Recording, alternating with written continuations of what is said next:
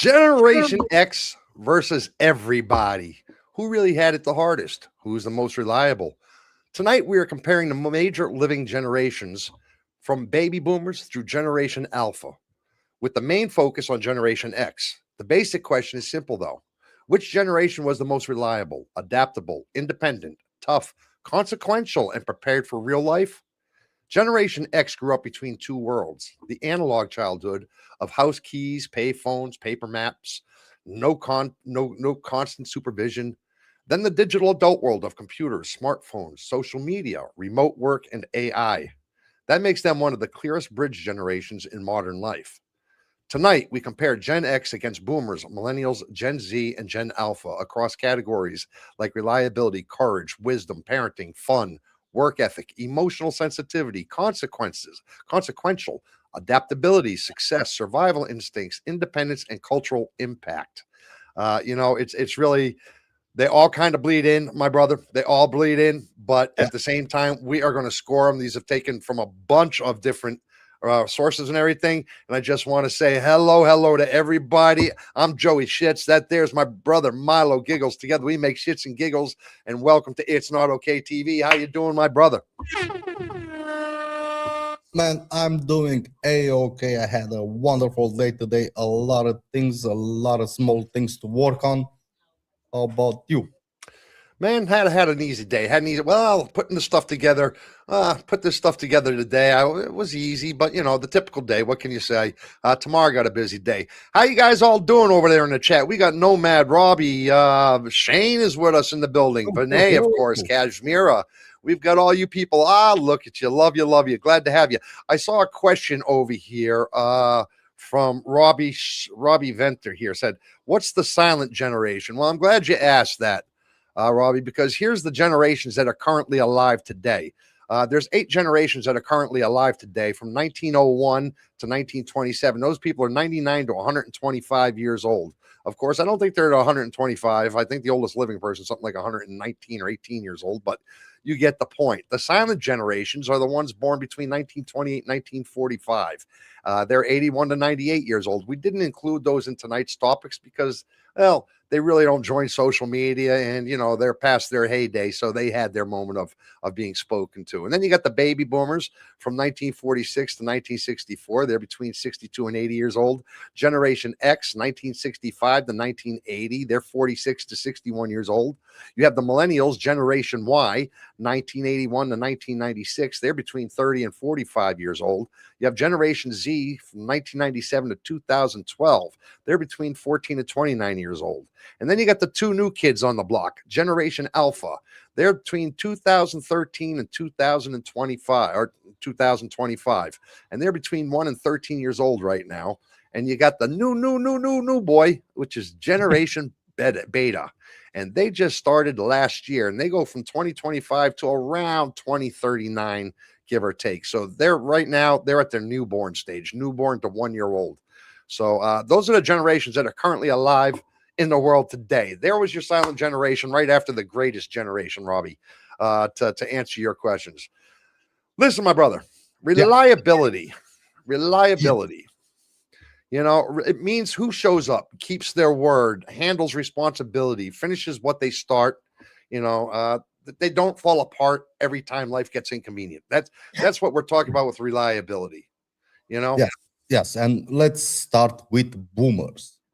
sounds like fun. Boomers often score high here because they come from a work culture built around long-term employment, punctuality, family responsibility, and institutional loyalty. Many boomers were raised by parents who had lived through the Great Depression, World War II, or post war rebuilding. So, work, duty, sacrifice, and stability were treated as serious adult responsibilities. Their weakness is that some stayed loyal to institutions even when those institutions became outdated, unfair, or less loyal in return. Boomers often trust the system because for many of them, the system actually worked better than it did for younger generations. Now, For instance, the traditional company man model was strongly associated with the boomer adult world. Work for one employer for many years, build seniority, receive benefits, and expect some form of retirement security. Uh, yeah, and what's they have how do they rate Oh, they rate 8 out of 10 on the scale. for reliability? Yes. And Gen X, well, they get 9 out of 10 because they are a little bit of a different breed. Gen X, they score highest because many were forced into responsibility early. As a Gen Xer, I know this. I was there. My first job was at age what I think it was 13 years old. I had to get a high school approval from my parents to go to work at Wall Stadium racetrack flipping hamburgers. Gen X, man, it's true. At 13 years old, Gen X did not generally grow up with constant adult supervision, instant communication, GPS tracking, or parents managing every detail. In fact, many learned to handle small emergencies, get themselves home, prepare food. Even I can't tell you how many times I've had to cook my own lunches or even my own dinners because my mother was out working as a waitress, or they had to care for their siblings. My sister, my younger sister, I had to watch her a lot and solve problems without immediate help. We always had to do that. That created a practical self-directed reliability in the Gen X genre.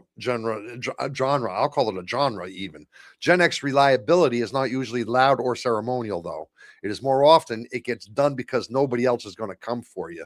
That's the thing about Gen X. For instance, the classic Gen X latchkey child came home from school with a house key, always. Yeah. And they entered an empty house. There was never anybody there. Dad was working, mom was working. What I had was a snake. I had a snake in my bedroom sitting there, waiting for me to feed it a rat or a mouse. I did. I had a ball python, loved it until my friends microwaved them when I was out working one day. But Why? true story. They microwaved my snake, man. Oh, I got so angry, man. But basically, what happens is we'd have to come home. We'd have to do our own homework and wait for our parents to come home. We had to make our own fun, and they scored 9 out of 10 on the reliability scale. Well, like you said, you got your first job when you were 13. I think I got mine when I was 14, maybe 15. I think I was 15. I was digging holes for on an archaeological site. Behind the Olympic, the swimming pool Yeah, where the yeah, new yeah. blocks are. Yeah, right there. Yeah. I know there was an archaeological site there. They Yeah. actually had dug up. I think it was Neanderthal. Neanderthal. It was some sort of. They said it was something. Well, I don't know if it was Neanderthal. No, it wouldn't have been They said it was something like 4,000 year old or 4,000 year old. There was a pit down there where Yeah, there was something actually a like that. fire pit where they had it, and it was right back behind here where you said the new blocks are.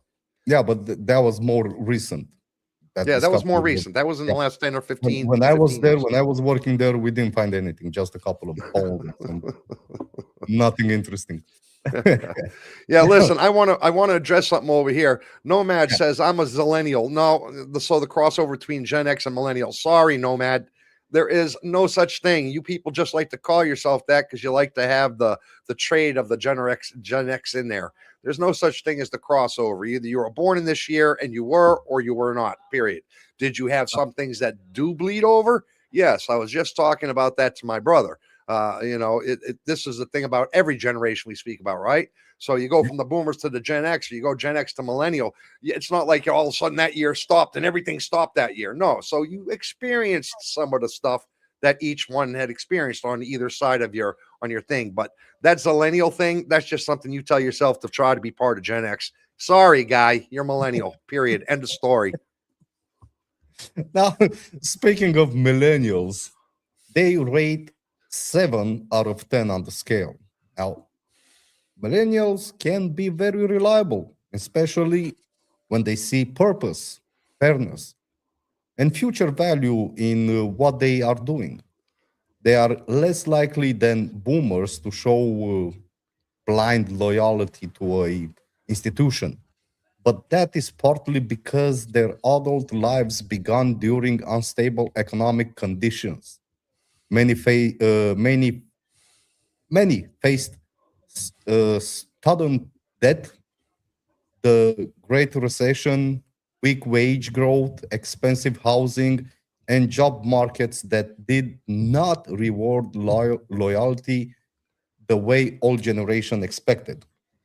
Now, BLC analysis of the post-recession labor market showed young people were hit especially hard, with youth unemployment still elevated years after 2008 crash. And I was a witness on that.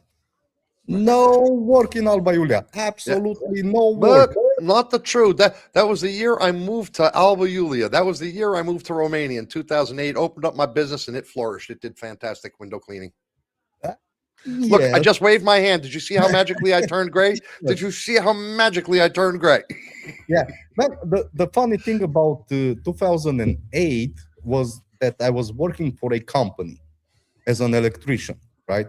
So the company didn't find any more work because the crash, right? But the funny thing about it is that I started working private, and I started making more money without the company that I was making with the company. Yeah. I do know that. It was pretty tough here in Alba Iulia. Yeah, I do remember it was, that. it was. It really was. I had there was a, for some reason my business just kind of did very good though. It took off when everybody else was not working, which was kind Yeah. of amazing, which was kind of an amazing thing back in Yeah, 2008. exactly. Now, Uh, for instance, many millennials entered the workforce around the 2008 financial crisis, when having a college degree did not guarantee stable employment or affordable housing. And I felt it. I was lucky I had where to sleep. I had a home. it was good to be young then, wasn't it? Oh yeah, man. Being an It adult was- back in those days sucked. You had to take care of yourself. You had to take care of a family. You had to take care of, but it really did. Well, and they scored what?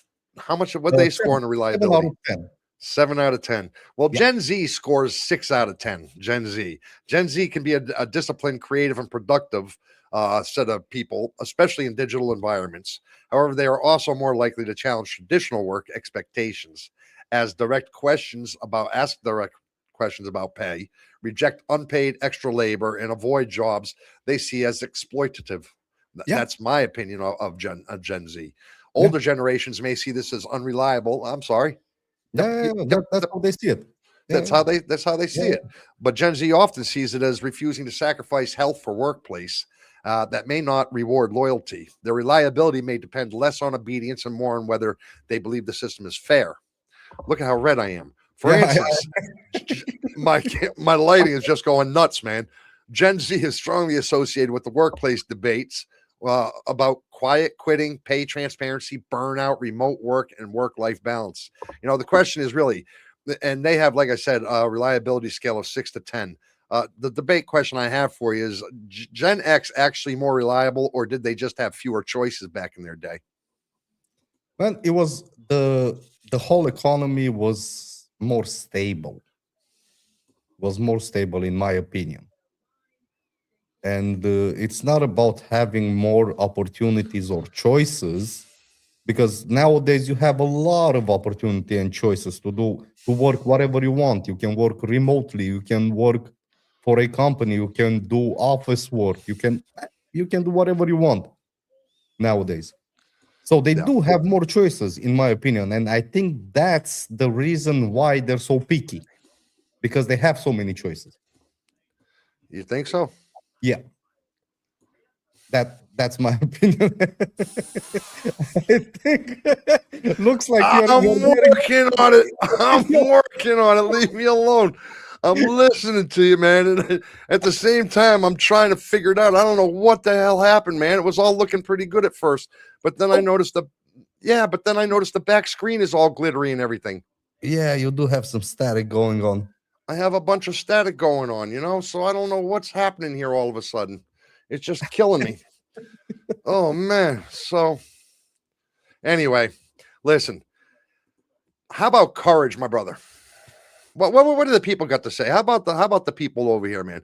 I sold ice cream from an ice cream bike. It didn't carry too much ice on a bicycle, bro. You don't know those bikes with the big box on them with 3 wheels. Oh yeah. yeah. Was it one of those, Vinay? Was it one of those bikes with three wheels Shane, and a big box? Shane, Shane. Oh, Shane. Oh, Shane. Yeah. Shane's the one who did all that. He's the one who's trying to tell me about that. oh, But Shane. oh, Was it oh, one of those bikes? The big ones? Yeah, yeah, yeah, yeah. that's The box strike. Yeah, exactly.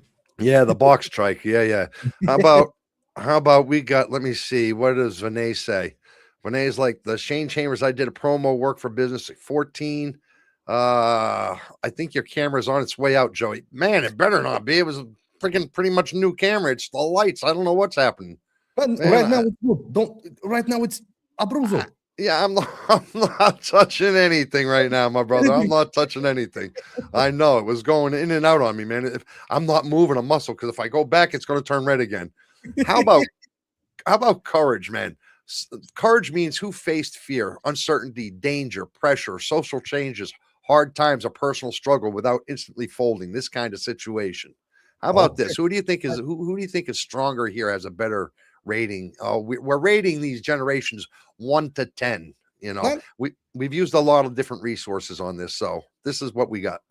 so let's start like last time with boomers, right? So they rate on the scale number 8 out of 10. So that's quite high, right?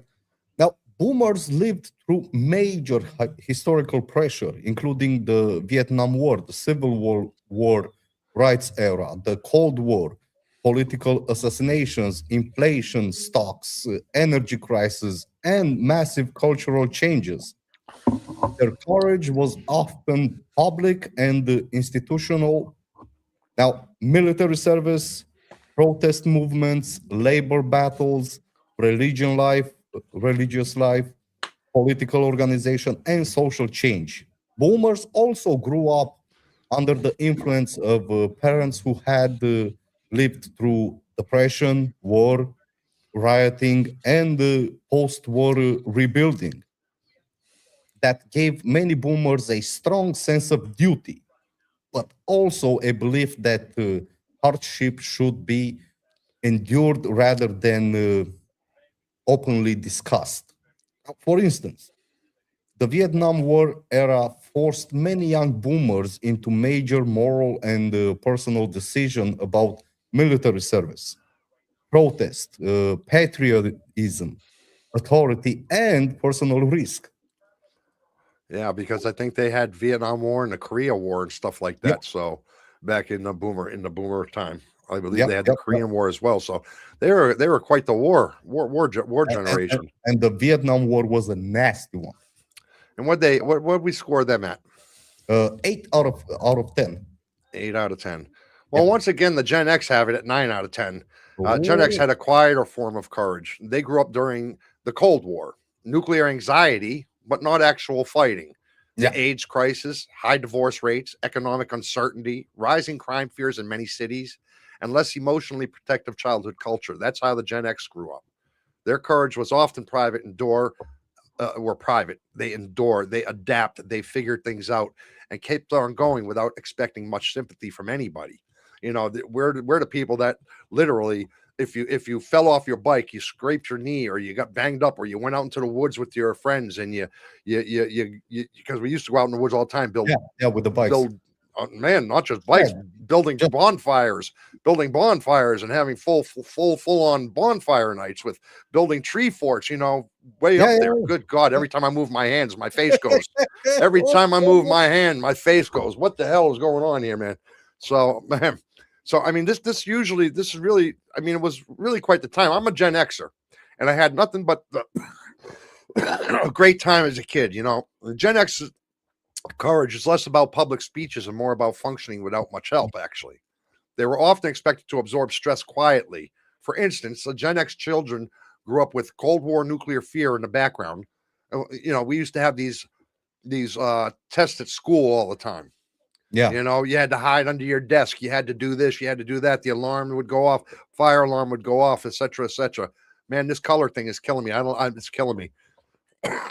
So we had to grow up with the nuclear warfare in the background of life, including school discussions, television coverages, and public anxiety about public possible nuclear conflict. You talk about having courage. You had to have courage because Oh yeah. your mom and dad, if they were home, I mean, the first thing they tell you on a Saturday morning, you'd get up, you'd watch your cartoons, 10 o'clock would roll around, 10, 11 o'clock would roll around. The cartoons would just be ending. We had 3 or 4 channels on the TV, and they would tell you, okay, go out and play. And you weren't allowed back in the house. When I say allowed, you could not come back in the house unless you had to poop or pee.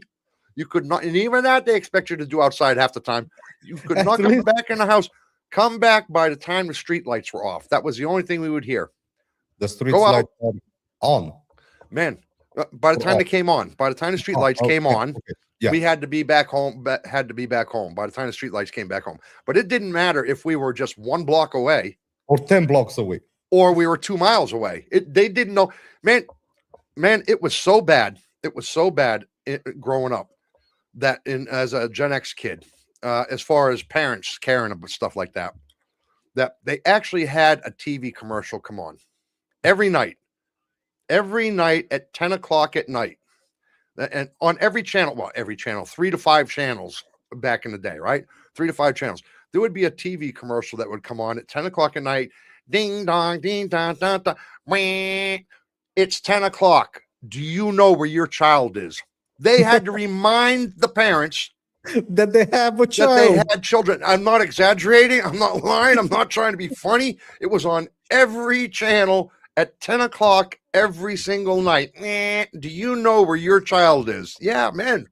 That really, I'm talking about in America. I don't know about other places, but yeah, that's how it was, bro. Yeah, but you guys turned out just good, just right. No Just problems. Maybe a little bit of mental problems, but all in all, perfecto. there you go. There you go. In South Africa, look, Nomad saying Joey is doing the Marty McFly thing. He is disappearing. I am. I'm slowly disappearing. I know that. I'm working on it. I'm working on it as we go. I do not know what's happening with my lighting. Nothing's changing with my lighting, but my camera keeps coming in and out, Nomad. Robbie says we only got in South Africa, we only got TVs in 1976. I had a TV. Yeah. I guess it was about 1971 or 1972 is when I was probably about 4 years old when I remember getting a TV, something like that. So yeah, pretty much around 3 or 4 years old. So anyway, so they score 9 out of 10 with that, my brother. 9 out of 10. Now let's move a little bit to millennials, who scored a 7 out of 10. Now, millennials showed courage in a different way. Many were children or teenagers during the 9/11, then came of age during the War of Terror, the Great Recession, students' debt, expansion, and rapidly changing job markets.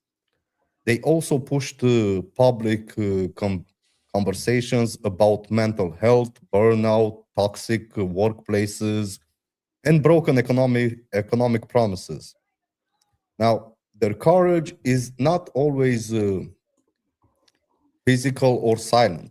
It is often social, emotional, and institutional, asking why old system failed and whether people should keep pretending everything is fine. Now, for instance, millennials were deeply shaped by 9/11 and then entered adulthood around the Great Recession, two events that changed how many viewed security, work, Yeah. governments, and the future, even. You know? Yeah. Mm. Oh, you fixed your camera. You Man, go. I'm working on it, bro. I'm afraid to move. You're going to see me locked here in place because I'm afraid to raise my hand. I'm afraid to do anything. I got my pouch keeps trying to stick out of my mouth. Man, I'm having a hard time tonight, my brother. Having a hard time, my brother. So, man, as a Gen X, I will figure it out. I will Yes. muddle through it. I am Gen X. Never We give will up. figure it out. Never give up. So, man, how about Gen Z? Gen Z is socially and politically vocal. These guys, they rate 7 out of 10 for our scale of on our scale of courage. They have grown up with school shooting anxieties in the United States. It's not something that you find throughout the world with this, but in the United States, they have a lot of school shootings. the climate Yeah. concerns, the social media pressure, the online conflict, economic uncertainties because it comes and it goes. You know, the constant exposure to global problems. They are less tested in long term adult responsibility, however, but their courage often appears through activism, public expression, and challenging institutions. This is what Gen Z does. Their courage is also shaped by visibility. They speak at protests, they post at organizations, they challenge the norms in public ways of the older generations. They don't really they post in ways that the older generations would avoid. Yeah. You know what I mean? They would avoid. For instance, Gen Z students became highly visible in the youth-led activism areas after Parkland shooting incident in America, especially around school safety and gun laws. So the question Yeah. is courage suffering silently or speaking up when something is broken? What is courage? You have to define that first. Well, I think courage is knowing when to speak, you know, Yeah, to have the knowing when to courage speak. to speak when it's necessary, not to make waves for something that it's not important, you know.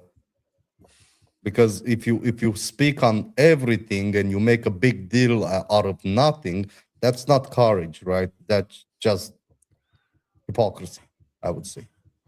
But the You think courage so? is to know when to be loud for a good reason. Da. Well, listen, Renee's trying to get me to show the Gen X toes again. I'm not doing it. I'm not doing it. No, I'm just not doing it. You know I'm what, my afraid to brother? move. If I move, you're going to get the gray guy again. you should you should make an OnlyFans page only with your toes. I refuse to. How about wisdom of all the generations here? We, like I said, there's 8 generations currently alive in the world today, right? But we're really covering 4 of them because the first 2 are really too old to really be involved with this anymore, and the other 2 are really too young. Although Generation Alpha does have a step in here tonight because they do have some things that are actually quite unique. They are actually considered to be one of the more fun generations coming up, generation generation Alpha, and they are said to become more like Gen X.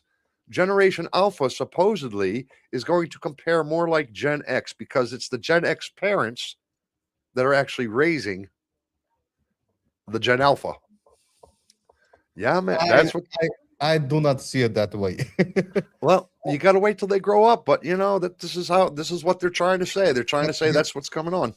It has to be a very, very big shift for them to turn around. And I don't see it. I just don't see it.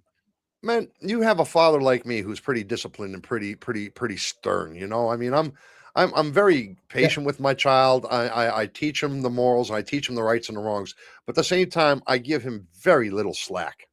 You know what I mean? I give him very little slack, and when he doesn't think, I tell him, "What's wrong with you? Use your brain, think." You know, I like my parents would tell me. Nowadays, if you try doing that to a Gen Z or you do that to a millennial, you know, a millennial parent will disagree with you saying that to your child. I know that because my wife is millennial, you know, and I know there's a huge disagreement. I'm a person who believes that if your child does wrong, you know, a slap on the ass once in a while can help correct them. She yeah, is a person who believes no, there's never a need for that. I'm a person who believes if they're doing something or not using their brain, tell them, use your common sense. What's the matter with you? Use your common sense. Don't yeah, you don't have to go out and say, "What are you, stupid?" You don't do that, but you know, you say, "But what the hell, dude?" And I yeah. think because of that, it is helping Generation Alpha. I mean, that's my belief, but again, they're still a little young right now. You have to wait till they come back onto the scene till they get a little older till we can figure all that stuff out really at first.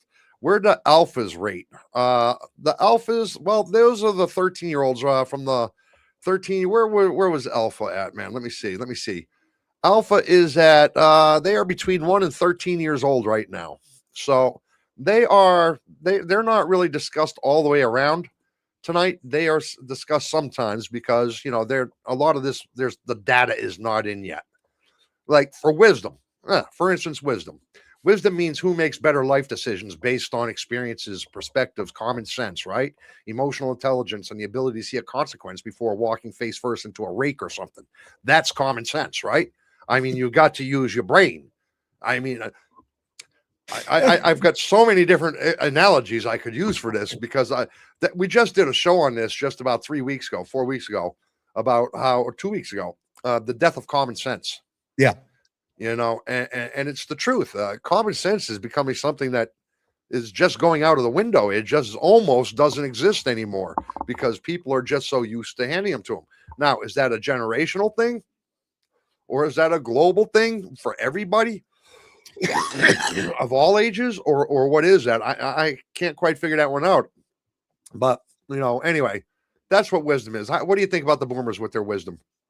Well, they rate 8 out of 10 on the scale. Now, boomers have decades of life experience and historical perspective. Many understanding marriage, long-term work, raising family, homeworship, retirement planning, community institutions, and civic life. They saw the world move from post-war expansion into globalization, digital technology, political polarization, and social fragmentation. Their weaknesses is that some confuse the economy they grew up with the economy younger people face today. Advice that worked in 1975 may not work the same way in 2026, and that's a fact. Yeah. For Yeah, instance, it is. a boomer may advise younger people to buy a house, stay at one job, and build wealth through home equity because that path worked for many boomers in different housing and wage environments. But the same thing doesn't work today. It's totally different. It is a bit different, but at the same time, from the boomers to the Gen X, they pretty much scored the same thing, 8 out of 10 on the scale tonight, because Yeah, Gen X has the strong practical wisdom because they understand both the analog world and the digital world. Don't forget, we have what we have today because the Gen Xers actually developed it, came up with it, figured it out. So okay, granted, it's all being modernized, being grown on, but it was the Gen Xers that came from the cassette tape, the digital tape, to yeah. the computer, to this, to that. Man, It's killing you. man, it's killing me. The pouch keeps coming out of my. Nah, we are trying so hard not to smoke on this channel for you people. Just to let you know, it's trying so hard that I actually have a. If you see a white thing keep popping up, it's my nicotine pouch. See, I keep, and it won't stay down. So, but I'm really having a very, very hard time here tonight. But the Gen Xers, that what it really is they remember life before smartphones and social media, the GPS, streaming, online banking, all this constant connectivity with everything. They also adapt to all those charges as adults, which gives them a broad sense of how life worked before and after digital dependence, I would say. Gen Yeah, X wisdom tends to be practical rather than idealistic. They are often skeptical of institutions, marketing, slogans. They make a lot. They do not like emotional overstatements. It's just not a Gen Xer. A Gen X, for instance, Gen X used to card catalogs. They're used to card catalogs, going to a library, reading through the little index things and their binaries and all this and their. But I am Gen X, so I remember this. Paper maps, pay phones, going up, putting 10 cents in a payphone to make a yeah, phone call, yeah, you yeah, know, beepers, landlines, VHS tapes, CDs, early computers, where you had the dial. yeah, You had to hear that for like 5 minutes before you could even get on it. It took you 3 days to download a single song if you wanted to pirate a song. Cloud storage didn't exist. All these things, all these things, AI tools, all within a single lifetime happened for the Gen X. So, you got to give them a little credit for being on that wisdom scale. just a little bit, a little bit. A little bit. Okay, so they rate 8 out of 10, right? Like boomers. Now, millennials they rate 7 out of 10 on the scale because millennials have strong emotional, social, and digital wisdom. They understand online identity, branding, mental health, Yeah. language, flexible work, remote work, side hustles, and modern relationship dynamics. Their weakness is that much of their adult wisdom was gained through economic instability rather than stable long term systems. Now, millennials often question whether all the differentiations or success definitions or success still make sense. They are strong in the reading systems. They are strong at reading systems, but sometimes less strong at trusting any system long enough to build within it, right? Yeah. Now, for instance, millennials helped normalize public conversations about burnout, therapy, workplace boundaries, remote work, and the idea that a job should not consume a person's entire identity. They are the reason for it. And they are right. I'm with them 100%. A Yeah. job should be just a part of your life, not your life. Yeah, but still, they score a 7 out of 10 on the wisdom scale, man. They still, Yeah, I have to I fight mean, against this one. I'm not, me being a millennial, I would say, I think we're higher than that. I no, don't think not we're you're not. You're fucking not, and that's why you're down to 7 out of 10 because you think you're higher than that. That Oh, we right there, are that higher shows than that. lack of wisdom. Right there, that shows lack of wisdom. When Just I was in Germany, I was a lot higher. man, sorry, man, man, sorry, but yeah. Let me get back to what we were talking about real quick because Nomad says I think a Gen Xer would go to jail for fast for spanking a Gen Alpha. Well, you know what? That is kind of true, because of the laws now. You have your kid calling up the police, going, "My daddy, my mommy just spanked me, just hit me. They're abusing me," Yeah, and the cops come running out to you. What did you do, man? I have no problem looking at the cop and saying, "Man, that kid just tried to stab his goldfish with about 300 pencils. I spanked his ass for it and said, that's not what you do." And I'd like to see, I don't think there's a cop in the world would take you away for that. I don't think. Maybe they would. Depends if you get a millennial cop. If you get a millennial cop, you might. You get a Gen Xer cop, he's going to go, good son, pay attention to what your father said. So, I really think that all has something to do with it. Going back to what you were just saying, Shane says, but their wealthy parents buy their dumbasses into college. That's partly true too. And mm, Nomad says, yeah, they answer how long is a quarter of an hour as 25 minutes. And they do. And they do. And just in case you didn't know, Shane, and just in case you didn't know, Nomad wanted to make sure you did know it's 15 minutes because he's afraid you might have been one of those people that said 25 minutes, Shane. So Nomad wanted to make sure you understood that a quarter of an hour is 15 minutes. Yeah, okay. I'm glad. And Nomad, he agrees. So we're all cool in there. But Gen Z has it the worst out of all of these. These guys only score 5 out of 10 on the wisdom scale, dude. They and the funny part is they have enormous access to the information, but information is not the same as wisdom, right? yeah, They can learn quickly and they can find their answers instantly, but they're still building their life experiences. That's the issue. Their challenge is learning how to separate trustworthy information from viral misinformation, yep, emotional reactions, or algorithm driven content. I would say that's why they score so low. They may know a lot very quickly, but speed, it often replaces the depth of it. You learn it, but you don't retain it.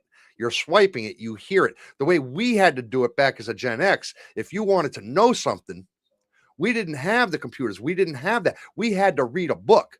We had to go and manually ask our parents. We had to look at an encyclopedia. We had to read it sometimes 2 and 3 and 4 times and then write an essay on it, not have ChatGPT come up with the essay, actually write it down on paper. So what we learned retained in our head, it stayed in our head. What these kids learn today, it's a swipe, it's a read, it's a mark it down for school, and then they forget it. It's gone. That's how it is. And that's how it's been coming on all the way through, in my opinion. For instance, Gen Z often learns through TikTok, YouTube, Reddit, podcasts, AI tools, other online communities, things like this. But those sources can, in fact, mix opinions, exaggerations, and false confidences. So the yep. question I have is who is wiser, the generation with experience or the generation with access to unlimited information? Who would you say is the wiser one? I think it's the experience one because you can have access to information that doesn't make you wise just because you have access to it. You have to go through it to actually be wise, to actually catch it. Yeah. Yeah, So I agree. To retain it, to catch yeah, it, to do it, you have to manually do it. You just can't read it. You know, if there's one thing I've learned about book smarts and internet smarts, you can read it. I mean, I can't tell you how many times I've looked at these things on the internet, today's world, as a Gen Xer, and said, "Look at these life hacks." You know, these life hack videos you ever see, and they show you the coolest thing you can do with a freaking bottle cap. yeah, You can practically change a tire with a bottle cap nowadays if you know how you do it. You know what I mean? yeah. And I can't tell you how many times I've looked at it and said, man, that is cool. I will remember that. And 5 days later, that thing happens to me, or I need that thing. And I'm like, man, how do I make that happen? I don't know. I don't even remember the bottle cap trick no more. Yep. Man, I've got all these videos saved just in case I ever have to go back to them. But I wouldn't be able to find those videos if I ever wanted to. I'd have to scroll for 4 hours just to try to find it. It's a horrible situation. It's a horrible situation that we find ourselves in today. How about parenting, brother? How about parenting with the difference in generations with parenting? For instance, parenting means who raised children with the best balance of discipline, right? With love, with independence, emotional support, protection, a preparation for real life. For instance, you know, how do you think the generations rate with this one? Well, the boomers rate 7 out of 10 on the scale. 7. Now, boomers were often family orientated in the traditional sense: marriage, children, home ownership, school, church, discipline, respect for authority, and providing for the household, where central values for many boomers was families, right? Family. Uh-huh. Earlier decades had higher rates of children living with two married parents in a first marriage. Now, reports say that 73% in 1960s and 61% in the 1980s, compared with 46% by 2040s, Yeah, 14s. yeah, yeah. So that's a rate that's going down. People are staying married Going longer. down. Yeah. Now, the weakness of boomers parenting was not usually lack of family orientation. The weakness was often emotional distance, strict discipline, less explanation, and more acceptance of unsupervised childhood. Many boomers' parents worked hard and cared deeply, but they often raised children with the belief that independence, obedience, and toughness matters more than emotional processing. Yeah, Now, for instance, many boomers' parents raised Gen X children with chores, rules, family expectation, and discipline, while yeah, also allowing those children far more unsupervised freedom, which was great than most parents would allow today. I mean, freedom is freedom, my brother. You have to love freedom, especially when you're a child. Even though you make a lot of stupid things, you gotta love it. you gotta love it, man. And freedom is something. You know, for instance, my son is 10 and a half years old, and he wanted to ride, I don't know, about a half a mile from here, which is about, I don't know, let's say half a kilometer. Let's say half a kilometer on Yeah, his bike by himself to his friend's house the other day. His yeah, mother didn't want to let him, so he asked me. He snuck around his mother and he asked me, and I said yes, go, and I told him to go. yeah, Now, apparently the law here says you can't do that unless they're 14 years or older. So there's a law written for this.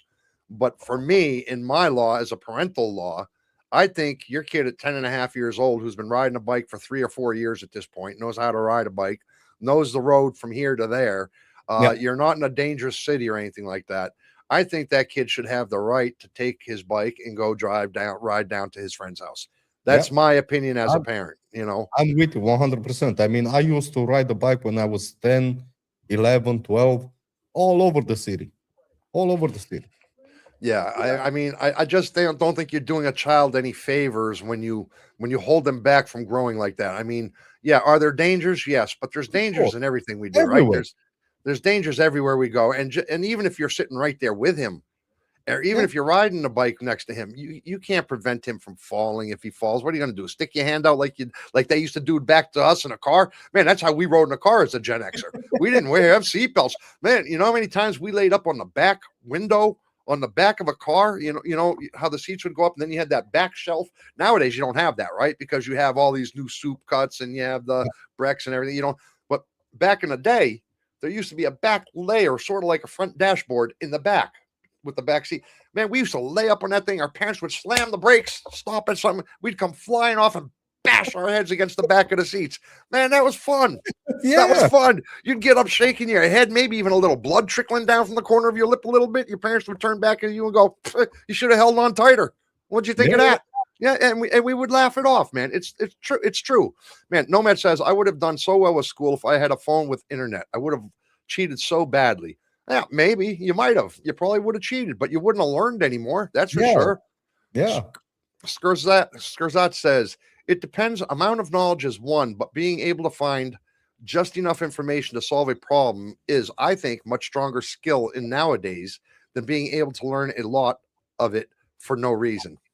But being able to find just enough information to solve a problem is, I think, much stronger skill nowadays. So Yeah. Skurzat thinks that the way of learning today is a better way. Yeah. I No. disagree. I disagree. Yeah, me too. And let me give an example, right? Yeah. You need to learn how to, I don't know, build a house, right? You have internet, you have everything. You go on the internet and you build a house, right? Following YouTube and everything you need, right? Right. But what if you don't have internet? What if you don't have access to the information? You're lost. Yeah. But us knowing a lot of things, learning a lot of things during the life, you know how to do most of the things that you need to do without having to check the internet first. So I think it's a lot better to learn while you grow instead of depending on internet to solve any of your problems or to give you answers on the spot for the problem that you have. Well, no, but don't get that twisted. I mean, I think the internet, for instance, is a good learning tool. It's a It's a good good mechanism, right? learning tool. It's good Yes. for teaching you stuff for the moment. It's good for Yeah. teaching you, getting you through a problem. It's good for teaching you, but it's not good for retention. It's not Yeah. good for long-term wisdom or knowledge or intelligence. It's Yeah. not good for that. It's not good Back, for that. back in the day, I bet you knew at least 10 phone numbers from the top of your head. Top of my, I still remember probably about 7 or 8 of them. I still Yeah, probably remember 7 or 8 of them. that's the thing. Now, ask anybody who's under 25 years old. They don't know not one, not Not even even their their own not number. not even their own number, probably. Yeah. It's true. It's true. It's very true. Let me see what the chat says down here a little bit. Yet, even with all this technology, South Africans' pass rate is 30%. Vinay, we Nomad. That's the problem right there. That the passing rate is so low. I think the pass rate should be 130%. Vinay, he's pulling some Donald Trump numbers there. A little bit. He's pulling some Donald Trump numbers right there, man. Passing rate should be 130%. Robbie, I call BS on that one. Why is that a weakness? I What's think that? I think he report to let me see. The weakness was often emotional distance, strict discipline, less explanation, and more acceptance of unsupervised childhood. Yeah, I think that's what he refers to on the boomers. On the boomers Yeah, yeah, was often emotional distance treatment. Yeah. Yeah, yeah, yeah, yeah. yeah. I I don't see think it as I a I weakness think I either. would agree. I think I would agree with him on this one. I think I would agree with that one. Yeah, I call bullshit on that one kind of too. But Yeah, that's what the sources say, Robbie. That's what yeah, the sources say. Uh, Especially with modern technology. Skrzat says, let me see. Freedom is a skill itself. You have to learn it and yeah, actually practice. yeah, yeah, Well, yeah. I'd have to deep think about that. How freedom is a skill. You know, To be able to survive unsupervised, to have the freedom, yeah. It is you a know. skill. Yeah, Kashmir says, I still remember my home phone number since I was a child. Yeah. exactly. And finally, let me see, Nomad. Was that Nomad I was getting? No, I thought that was Vinay. I'm glad I checked it. Let me see. Nomad says, with AI, you should not get under 100%. You should put in more work than anything than anything with AI. Man, I don't know about that. I call bullshit on that one too, Nomad. Why? Because I've done a lot of things with ChatGPT, with Gemini, with Grok. I have checked in a lot of situations, and at the end of the day, they're often wrong. They're often wrong. They mislead you in a wrong way. You have to actually do the research, or you have to have the experience behind you to know to look at them and go, nah, you're wrong. Recheck that Grok, recheck that Gemini, recheck that Chat Yeah, GPT, and then they yeah, recheck it. Without that experience, without that kind of common sense, without that knowledge in your head already, you you're going to go the wrong way if you listen to AI. Period. I don't agree with that what you just said there. How about Gen X? 8 out of 10. We're talking about parenting. We got sidetracked there a little bit. Gen X is the generation most associated with being a latchkey kid. Not the generation that invented that parenting style, actually, like the boomers. As children, many Gen Xers experienced less supervision, which is true, more time outside all the time, more self management, absolutely, and more responsibility at younger ages. As parents, many Gen Xers tried to correct what they felt was missing by becoming more present, more safety aware, and more emotionally involved with their own children. Gen X parenting often lands between boomer toughness and millennial emotional awareness. They usually, which I'm saying is kind of true, because that's kind of how I am. I'm tougher. I'm Gen X, born in 1967. I'm one of the OGs of Gen X. I'm one of the on the older side of Gen X, and I treat my kid with toughness. I try to have put some thick skin on him.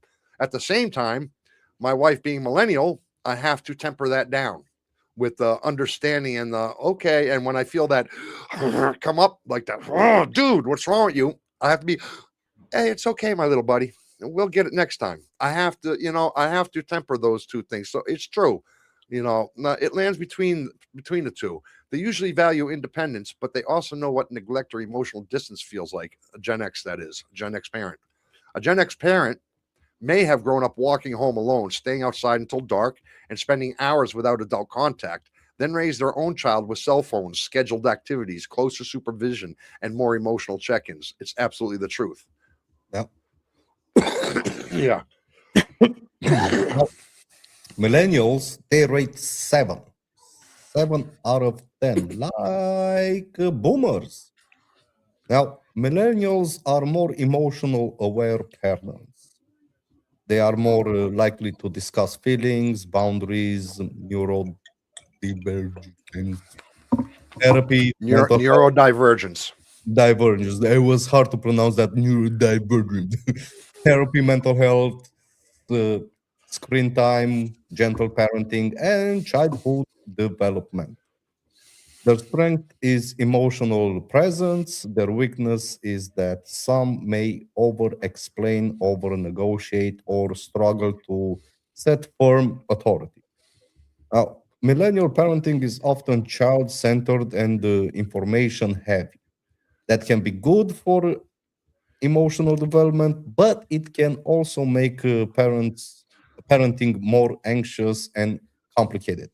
Now, for instance, millennial parenting is often associated with gentle parenting, Yeah. uh, Yeah. emotional coaching, child development content, and explaining rules instead of simply demanding obedience. Yeah. Yeah. That's true. That's true. That's a Yeah. millennial parenting. Gen Z is quite the same way, but they're too young mostly for the most part right now. But some older Gen Zs are becoming parents nowadays, but it's still too early to judge them as a full parenting generation at this point, I say. But the early signs suggest they may have a strong awareness of mental health and identity. Online safety for sure, technology definitely, and emotional language is the way that they speak. They've learned that from, their parents, but they have not yet raised children into adulthood. So the book is still out on how the parenting is. Was it a success or is it not this particular technique? Gen Z parenting will likely be shaped by economic pressures, social media, online parenting advice, digital safety, and anxiety about screens. For instance, older Gen Z parents are beginning parenthood in a world shaped by smartphones, social media, inflation, remote work, online parenting advice, and intense public debate about screens. Yeah. So the question I have to ask is which is worse, too little parenting or too much parenting? I Which think one is worse? too much is worse. You think too much parenting is worse. Yeah. You think if the kid goes over there and goes to turn on the stove and he burns his finger, that should be a teachable moment. Yes. In when I was growing up, my parents used to have a saying. When they said, "But don't do that," Yeah, and I still went to do it. yeah. Well, one of them used to say to the other, the saying was something like this: "Let him bump his head. He won't do it twice." Well, that's me and my wife. If I say something to my son, if I say no to my son, if I say no, don't do that, and he starts to go to do it anyway, she will still try to stop him, and I'll be like, no, no, no, no, no. Oh, Let him go right ahead and do that. I want him to learn why I told him no. you know Don't, he's not gonna die from it. no, He's not no. gonna have long-term suffering, but he's gonna know next time not to do it. Babe, babe, that depends on what I tell him he can go ahead and do. I don't know, just well, you're not. I'm going to stop him from throwing a knife in a toaster. I'm going to stop him from putting a knife in an electrical outlet. Yeah, I'm going to stop him doing that. But if I tell him, hey, you know something, like for instance, he's got this new BMX bike, for Yeah, instance, right? And he wants to make a jump to go off his yeah, off with a jump. go And I at it. told him well, he built the ramp, and the ramp was not steady, and the way he had the stuff, it was not not the right angle, that whole angle stuff, right? So he built. I said, but I said, don't go over that jump. It's not safe. Oh, it's okay. Look how solid it is. And he stands on it. I said, Bet, it's not safe like that. His mother was like, yeah, no, no, no, no, don't do it. And he got on his bike. He wanted to go. I said, man, go. Of course, he got lucky. He got lucky. It was not a very high ramp. But as soon as his front tire hit it, bam, it collapsed right down underneath him. Had that collapsed at a higher ramp, a 1 meter ramp or something, he would have got halfway up that ramp. The bike would have been facing skyward, and he would have came down hard. So yeah, these are the kind of things I think it's okay to let him do, man. I Yeah, think it's yeah, okay. You break an arm, you break an arm. Well, you won't yeah. do that I again. broke, I broke my arm, and I did the same thing all over again. So, but I did it better. I didn't break my arm again. I that learned that's from it. that's true, man. We are going super slow tonight, man. We are almost at an So, hour already. We're only at 5. We have no, got to pull. We have got to pull this up a little quicker, dude. it's either that or we do a second show on it. Just Oh, saying. but the trivia tonight will be fun for the people if we don't get through them all. They No, will be because guessing. they have experience, my brother. They They have life experience, and this episode it's all about life experience. life experience. You hear that, guys? You hear that? If we don't get through our content tonight, you guys have to get our trivia through life experience and get it. Knowledge. Hey, Knowledge. that is in the box. Hello, Marian. Glad you could join us, man. That's right. So, you know what? How about fun? Which would you say is the most fun of the generations we're speaking about? For instance, fun means who had the best entertainment, social life, music, parties, hobbies, freedom, humor, the ability to enjoy life without everything being recorded, judged, monetized, or turned into content. Who do you think had the best of all of the boomers, of the Gen X, of the millennials, of the Gen I, Zs, of the I Gen Ys, of the Alpha? before we go into it, I will have to say that Gen X had the most fun, and after that was the millennials. You think so? Yeah, in my opinion. Before getting into it, now let's go into it. The Okay. boomers rate at 8 out of 10 on the scale, on the fun scale. Okay, boomers had a major entertainment and social advantage through live music, car culture, television growth, neighborhood communities, festivals, radio records, and youth movements. Yeah. They experienced fun before digital surveillance, before smartphones, and before every mistake could become permanent online evidence. And that's very beautiful. Man, I can't tell you Boomers, how many things would go viral about me if there was a camera back then. Dude. Oh, now, yeah. Boomer Fun also had a strong public culture, right? You talk about concerts, dances, Yeah. driving, sports, bars, clubs, protests, festivals, and local communities. Now, Woodstock in 1969 became one of the most famous symbols of boomer youth culture.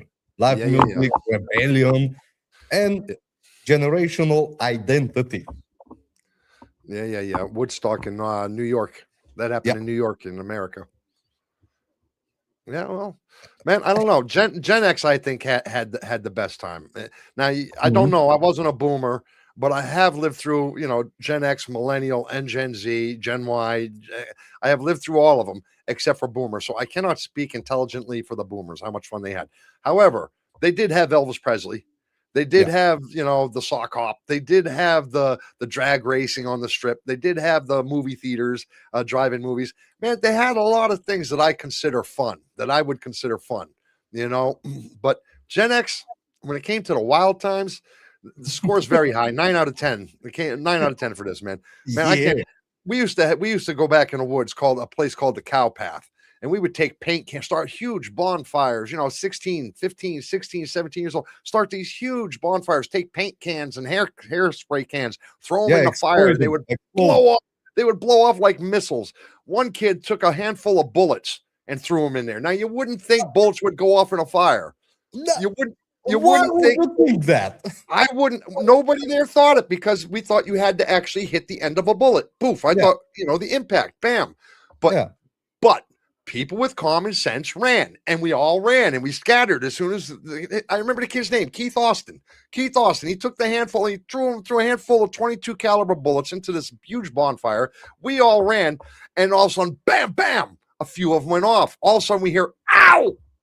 Man, Man, man! One of us got shot right in the leg. One of us got shot right in the leg. Do you know who it was? who? Keith Austin. Oh, of course. he was the one bullet hit, man, right in his leg, man. We were like 16 years old, dude. These are the kind of things we did, but I wouldn't trade them for the world. I wouldn't Sure. trade these moments for the world. The scores are very high because they experienced a rare mix of freedom, physical, social life, media explosion, and limited adult supervision. We definitely needed more adult supervision. I can tell you that. There, But my brother, to this day, do not throw bullets in the fire. do not, man. I swear to God, even now I don't believe it was still. Even now I still don't think so. I thought you always had to hit the back of it. I really did, and I still now think that, man. Physical, social life, media explosions, limited adult supervisions, of course. Everything we had arcades, we had malls. MTV happened in Oh, 1981. MTV. Mixed MTV, BMX bikes, mixtapes. Man, with a mixtape, you know what it's like today. Like when you'd fall in love, if we had our girlfriend, like a childhood girlfriend at 15, 16, your first girlfriend, we Yeah. had cassette tapes then. Yeah. Nowadays you come in here, you pirate or you buy something or you download from MTV from YouTube. You download these songs, you throw them on a USB stick. It takes you 10 minutes to do. You hand it to a girl, right? If you do, even if you even go that far. Back in the day, we had to take cassette tapes. We had to Yeah. sit over recorders, little freaking Yeah. recorders, wait Yeah. for the DJ to stop talking, hope he'd stop talking soon enough to catch the whole You can song, start to hit record record, sit there, wait for the whole song to go through, hit it and as soon stop as it. he started, stop, and we had to wait an hour for the next song to come on. Man, it would take us literally 2 days just to make a A cassette mixtape. tape to Yeah. give to our girlfriends, some I love you kind of tape. It took, and half the time we even had to scotch tape the tape across because it would break or something. We had to splice it together. Man, and the inside parts, there was none of this digital lasering labeling and stuff like that. No. No, you had to No. write each Yeah. individual With song with a markers. pencil and a marker inside the thing inside. And That's how we used to do it. and when you wanted to move from, let's say you were at first song on the tape and you wanted to get by song 3 or 4, you didn't do it with the cassette player. No, no, no. You have to go like this with a cassette and a pen. With a pen and with a pen, we had to wind it really fast like that. Man, that's exactly what we had to do, man. Skateboarding, video stores, horror movies, grunge, all this stuff, early hip hop, even cable television. These things were all coming out as Gen Xers. They had enough media to build culturally plugged in, but not so much digital surveillance that every mistake became public content. In fact, very rarely did our mistakes become public. Yeah. They were only known by the people that were with you, Yeah. by the people that were around you. But now There was a downside to that, though. There was a very big downside because it would happen in front of people always. It never happened when you were just alone. You always had at least one compadre there, and usually three or four. Usually three or four. And man, you would hear it in school the next day. Oh, And yeah. man, oh, but you would get picked on in school. You would hear that shit for 2 weeks. Nowadays, you hear it for about 2 or 3 minutes online and just and they're over it. But back in the day, you would hear whatever your mistake was for quite a long. In fact, you'd get a nickname for most of them that Oh, would yeah. carry through Yeah. most of your life with you. Yeah. Yeah. Yeah. That's the truth, man. Millennials, but for instance, MTV's launch in 1981 became a defining Gen X cultural force, changing how young people experience the music, actually, and the fashion, celebrities, attitude, and youth identity. It all changed when MTV came along. I remember when MTV first came on, I was sitting in North Carolina, a place called Morehead City, North Carolina. I was what? I was 67, 77. I was 14 years old. I was 14 years old when it first came on, and it was uh, the I forgot the name of the group, but it was who killed the radio star, uh, the Bugle Bees or something. I forgot the Bugle Bees or the Bee Bugles or something. Anyway, the first song MTV played Yeah. was "Who Killed the Radio Star" or "TV Killed the Radio Star," "Video Killed the Radio Star," something like that. I remember that was the first song that came on MTV, and I remember sitting watching it at my grandparents' huge ass TV that was bigger than me, man. It was huge, this big wooden thing. And weighed about a ton. Weighed a ton, man. Anyway, so I would have to say Gen Xers with a 9 out of 10 for the fun scale, but I don't know. You might tell me something different with millennials. Well, millennials, they rate 8 out of 10 on the scale. Now, millennials had early internet culture, MySpace, Xbox Live, reality TV, party photo culture, music festivals, online gaming, meme culture, and the rise of YouTube, of course. Their fun was creative, right, and connected, but more documented than previous generations. Now, millennials got the chaos of the early internet before everything became fully corporate, tracked, and algorithmic. For instance, MySpace became a major millennial social platform where music, identity, friendship, photos, and online self expression mixed before modern social media took over. Yeah. So I mean, they have a pretty good fun life too. Then the Oh yeah, millennials. they did, man. I mean, we had a lot of fun. I mean, when I was 10, 11, 12, 13, when we used to go out play basketball, we used to go. I mean, we were 13, 14, and we used to go at a terrace at night to have beers. It's illegal, but we It's still do it. We still did it, and the bartender had no problem with serving us beers. You know, we used to go. We used to leave the terrace wasted. And I believe you 100%. When I first moved to Romania, I can remember going to the cafes. Like this is what 20 years ago almost, Yeah. and I remember going to the cafes and having a beer with my girl, man, and looking at some of these kids that were like 12 years old Yeah, sitting out there drinking a beer. I was like, I yeah, remember looking at my girlfriend saying, "Bah, don't yeah, they have a drinking age here?" She's like, "Yeah, they yeah. do, but." Money I is was like, money, my brother. "What the And holy the funny shit?" part about it is the fact that we used to drink beers till 12, 1, 2 o'clock in the morning. But the next day, we would all show up on the basketball court and play for like 4 or 5 hours and then do it all over again. Do it all over again. Yeah. Well, Gen Z, they have the distinct what's the word I'm looking at, the privilege of having the lowest fun rate of all the generations between. Privilege. Yeah, they have a 7 out of 10. These guys. Why? Because they do have gaming, PlayStations, Xbox, and stuff. But is that fun really? Yeah.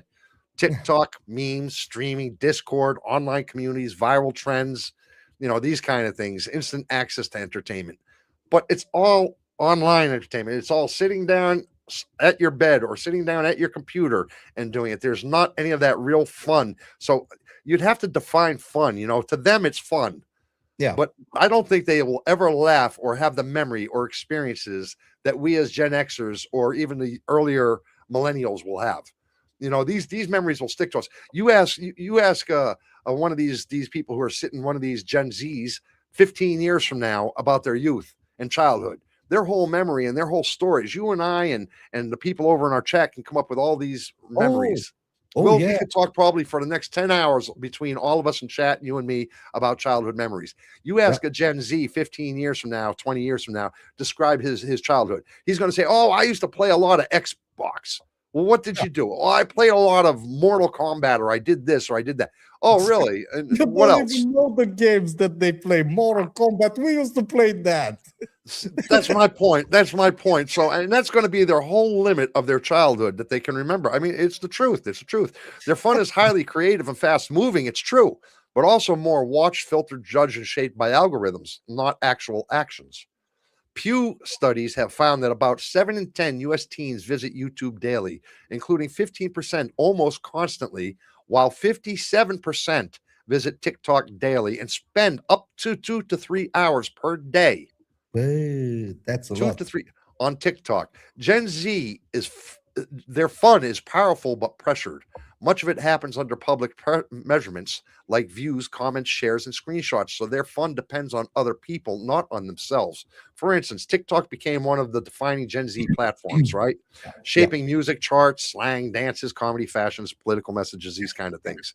So my debate question is, was fun better before everyone had a camera, or do you think it's better that now that cameras are out and the screen is here? Which one is more fun? People in the chat, which do you think is more fun? Do you have more fun sitting here watching us and watching other things and scrolling through your TikToks, or did you have more fun going out with your friends and riding those bikes or going out and doing? Now, I understand we're talking different ages here, right? So Yeah. if you're talking adult, but even back in the day at 25, 30 years old, you're still going out to the bars, you're still going out to the clubs, right? At 40, you're not so much. You're usually married, you have a family. Now your fun becomes something different. So when you're 40, 50 years old, I think what we do now here is fun. Yeah. This is amusement. This is the shit. This is the shit right now at 40, 50 years old. You can't go out to the bars no more. You have a family. Your kids are still here. You're still being responsible. You're home. You're not a deadbeat. You're here and you get to do things. So, I mean, yeah. And to be honest with you, I don't blame the cameras, right, for the lack of fun in Gen Zs, but because back in the day we used to have fun outside, and once we go inside, we used to watch. I used to watch what was it called? And one. It was a basketball, the street basketball team in America. They used to have mixtapes, right? Mhm. So I used to spend an hour and a half, 2 hours watching the TV from a CD player, right? From, how do you call those? The big ones where you put Yeah. the CD, the DVD, and puts it on the TV. I used to watch that. I used to watch documentaries when I was 17, 18. After going out and drinking, that was the best thing. Go home and watch some serial killers. You know? Well, Nomad says he used to enjoy chilling with his friends, but not anymore. Now he enjoys sitting home watching shits and giggles here on It's Not Okay TV. That is a true.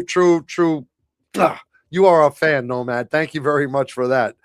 Shane says street hockey is funner. Is funner. Now, I'm not even going to correct that, Shane. We're just going to say it's funner. Okay, street hockey is funner than any cell phone, dude. Okay, man, I can't do it. I can't do it. Street hockey is more fun than any other cell phone. But I just had to. I had to. So, man, all right. Listen, how about work ethic, man? How about the work ethic? Yeah. You know, it means who shows up or works hard, accepts responsibility, or finishes the job, sacrifices when it's necessary.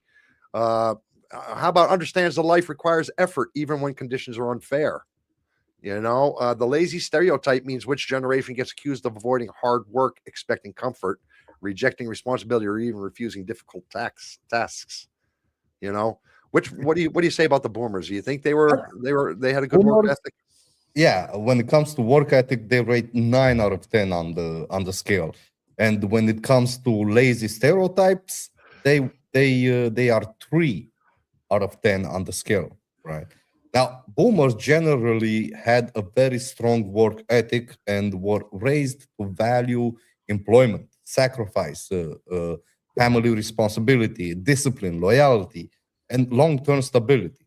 And that's a very big keyword, long term stability. Many worked physically demanding jobs, staying with the companies for decades and build their lives around steady employment. Now, Yeah, they did. boomers should not be described as lazy. Their advantage was that the economy often rewarded traditional work more than directly. Shut up, Shane. Shut up, Shane. Yeah, he is struggling with that word, loyalty. Loyalty. It's not Loyalty. loyalty. It's It's loyalty. it's It's loyalty. loyalty. He is struggling, I my don't brother, know. but I know it. I know it. But for some reason, fuck loyalty, loyalty, loyalty. he's Fuck, picking on you, brother. He's I picking on know you he has the right to do it. You picked on him for funnier, fun, for funner. for fun. I did. I did. He has the right to do it. Hello, dear. Glad you could join us. I'm sorry, my brother. Go ahead. I had to show you what Shane was picking on you for. Yeah. So yeah, they were rewarded the traditional work more directly than it does for younger generations. Yeah. Housing, pensions, benefits, and the long-term job security were more realistic for many boomers than they are for many young workers today. Now, they're still picking on me. No, no, no, no. We got Daniel.com in here. Hola, Daniel. Glad you .com. could join us. Okay. Now, for instance, a boomer could often support a family, buy a home, buy a home, build retirement stability, and stay with one employer for decades through a single full-time income in ways that are much harder for many younger workers to do today. Not much harder, impossible. Impossible. The kids today Impossible. can't couldn't hold Impossible. to the boomers, man. They couldn't No. do that, man. Boomers definitely had a very good work ethic, right? Yeah. Yeah. Yeah, and so did the Gen Xers. Gen Xers had a work ethic like the Boomers, 9 out of 10. Gen Xers also score very high for work ethic. They were expected to become independent early, solve problems themselves, work without constant praise. They had to adapt without much hand holding, actually, because there weren't the parents around. Yeah. There wasn't the internet there to teach them. There was all the things we spoke about earlier. So I mean, they entered their many Gen Xers entered their adulthood during economic changes. Then they had to keep adapting to the rise of computers, the internet, smartphones, remote work, and a lot of different things like this. Gen X should not be framed as lazy either, however. Their work ethic is practical. That is the thing. Gen Xers are pragmatic, they're practical, they're self directed, they're often quiet, but also often quite loud and noisy. We definitely vocal ourselves, us Gen Xers. They're also heavily represented in the sandwich generation, In the helping same. age the parents. We bridge between this through the analog and the digital, and we're a good bridge. So we represented real well. For instance, a Gen X adult may be working full time, helping his elderly parents, supporting his children, managing the bills, adapting to a new workplace, technology, some sort of remote work type thing they're doing, and preparing for retirement without the same pension security many boomers had. That Yeah. that's what I'm trying to say. Yeah. And now moving to millennials. They rate 7 out of 10 for work ethic and 6 out of 10 on lazy stereotypes. Yeah, they do. They're, they're definitely stereotyped that way, man.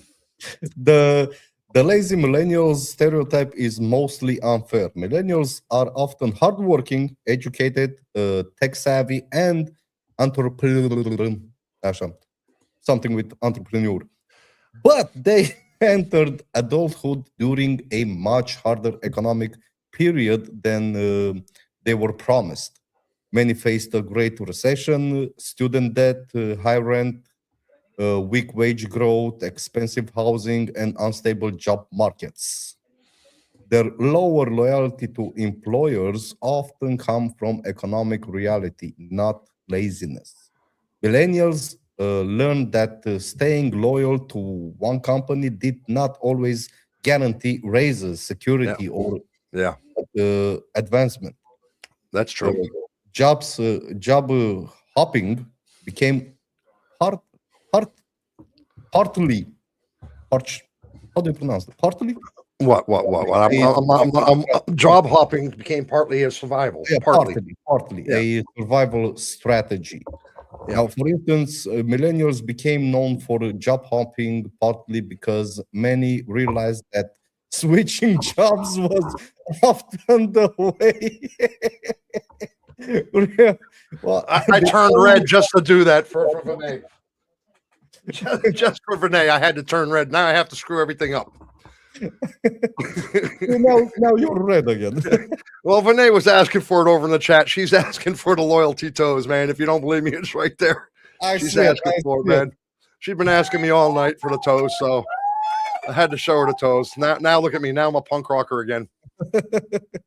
Now, as I was saying, millennials became known for job hopping partly because many realized that switching jobs was often the only realistic way to increase pay, improve conditions, or move forward professionally.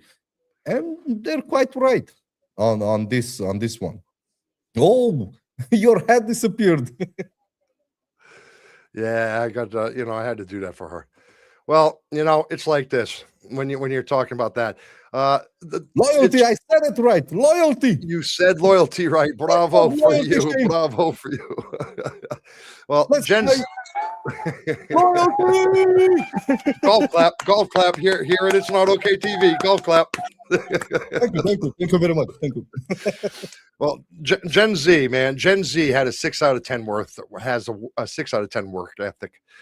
They get the strongest lazy stereotype at 7 out of 10 because they are more likely to challenge traditional workplace expectations. Actually, they ask about pay, questions about unpaid labor, reject burnout culture, and are less willing to treat overwork as proof of character.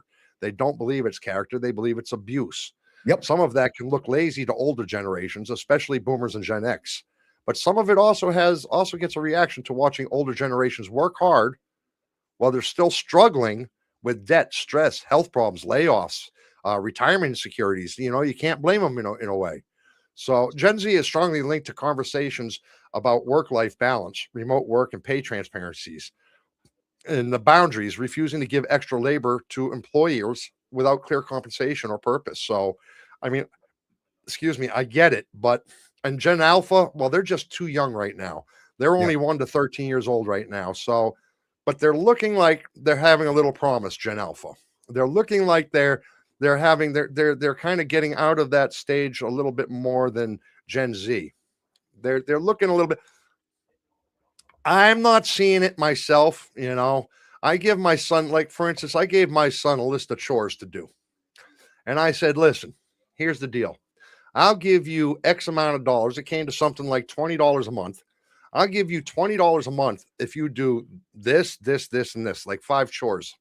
He did it for about 3 or 4 months. I paid him for me and his mother paid him for the 4 or 5 months, or for the couple of months.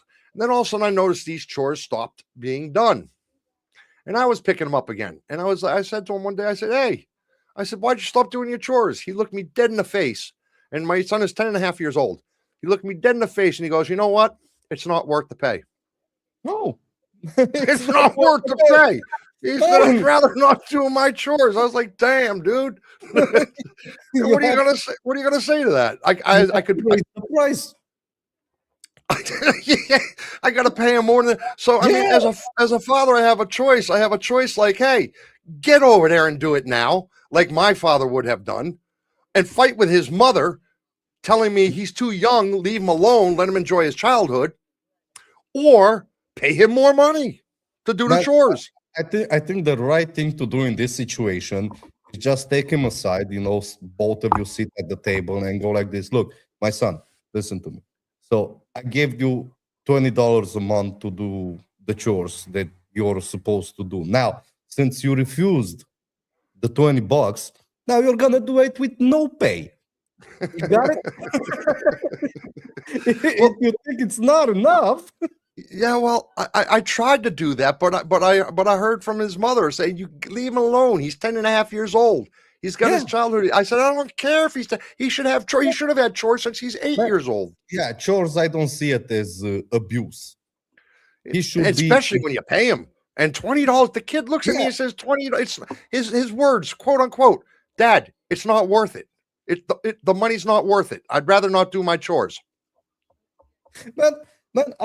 I used to help. I used to help my grandmother and grandfather for 3 months every year during the summer. And you know how much they paid me for 3 months? One Leo 50. One Leo 50. Well, I was lucky. I got $5 a month for my How chores, much is but that? How much? Yeah, a month. yeah, a month. No, I got it for 3 months. For 3 months, one Leo 50. Well, in today's money, that's something like around 30 cents. 30 cents. What the hell? Back then, it was probably even less because the dollar was worth more. Yeah, I paid half of my money on a bus trip from the bus station all the way in Cetate. That was half of my pay. Yeah, So, well, 3 months, and he's complaining about $20 a month. yes, he is. Yes, he is. Yes, he is. Okay, look, I'm scrolling through what we have left to talk about. Okay. Yeah. And basically, they're pretty much, we already know the answers to most of those, because it's Gen X all the way. But there is one that I want to hit, and then we'll get into our trivia. Bine? Which one? We'll do one more that we're going to get to, and that's going to be the one who is the most consequential. The most consequential. Number 8, most consequential. Yeah. I want to do that one, okay? And the other ones we'll give up on because we know who they are already. We kind of already know from everything we discussed already. Yeah. So who's the most consequential generation? So, for instance, most consequential means who had the biggest impact on politics, culture, technology, family life, entertainment, economics, social values, or the direction of society overall. Who do you think it was? Tell me about the boomers, brother. Well, before I go into the boomers, let me start with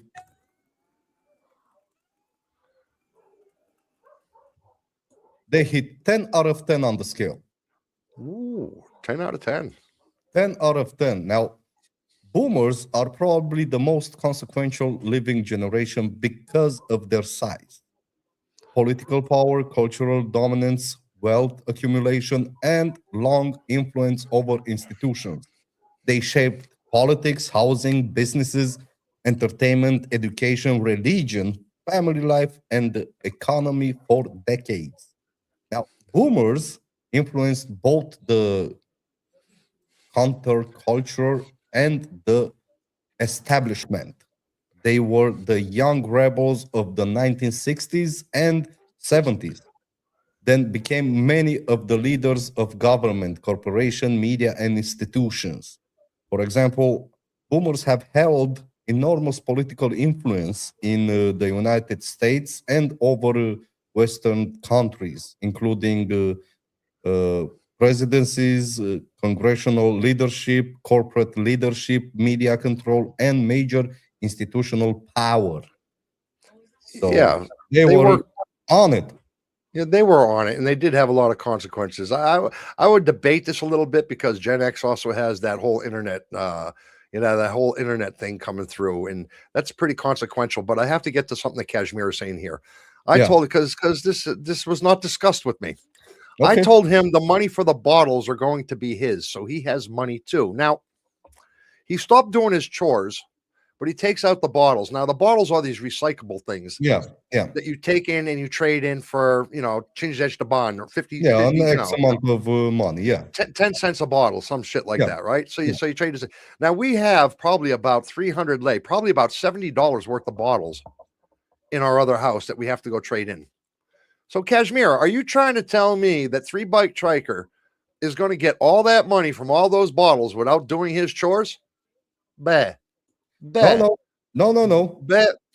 Unacceptable. It's unacceptable. Shane, I did the same thing. We took turn at dishes. That's right. We took turn at that was part of our chores. And what was this? That's less than $1. Yes. Did Joey's apple juice bottles just get sold? Yes. Yes,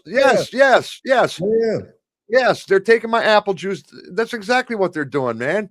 So I think you know what? No, I don't think he is doing the bottles, Cashmere. Yes, he is, but He no, he's may not doing. he He's not. may he may take a percentage, He a could take a small percentage. percentage. Yes. 33%. I say 33 and a third percent. We split it three ways. I got to drive us there. She's got to pay the gas there, and he takes the bottles out of the house. 33 and a third percent. What do you say? I think that's good. Gen Xers with this consequential thing, who's the most consequential, is highly consequential, but they're quieter even. They bridge analog and digital life. They help build the internet economy, modern entertainment, alternative music, independent film, tech cultures, and the creator mindset. Their influence. I can't put my sock back on. I keep. So if you keep seeing it in my hand, it's because Why do don't you find have a. a sock in your I don't hand? find a because Vinay made me take my sock off and show my Oh, that's toes. why. So I still have my sock in my hand. I haven't had a chance to put it back on yet, man. So Gen X does not always dominate the generational conversation, but it shaped the culture that later generations inherited online and media. For instance, many major tech and media figures who shaped the internet age are Gen Xers, including leaders, founders tied to companies like Google, Amazon, Tesla, PayPal, YouTube, and all the major digital platforms are really CEO'd and headed up by Gen Xers. Not only do I, Shane says, not only do I look, yuck, you touch your wife with those hands. Not only that, I go, come here, my darling, come here. Mwah. Grab her by I the grab her by the, oh yeah, I take her. Oh yeah. And she loves it. She loves it. We go to millennials, right? We go to millennials, quick. Okay, quickly. Quick. Millennials, 7 out of 10, they go on the scale. Now, millennials transformed social media, online branding, digital entrepreneurship, remote work expectation, mental health conversations, influence culture, and side hustle economics. They changed how people work, uh, date, shop, communicate, and build identity online. Millennials helped move cultures from traditional gatekeepers into creator driven platforms. Now, millennials helped make YouTube, Instagram, podcasting, influencer marketing, online personal branding, and app based businesses central parts of modern culture. So they did a lot of. Mm, they, Yes, they did. They I did. might say, I might say they're the backbone of the digital world right now. You might say that. I might say it. I'm not. It's not a statement, but I might go that way. Well, listen, my brother. Listen, my brother. Here's what it is.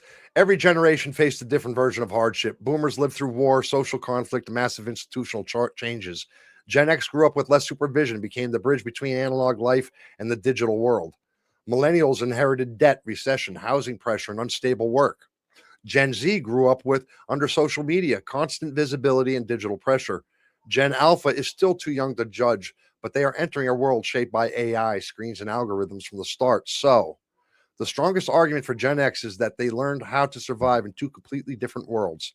They remember life before smartphones, GPS, streaming, and social media, but they also did adapt and create the computers, the internet, the mobile phones, remote work, and now AI. They may not be the loudest or most celebrated generation, but they are one of the clearest examples of people who learned how to function, adjust, and survive without needing the world to hand them instructions.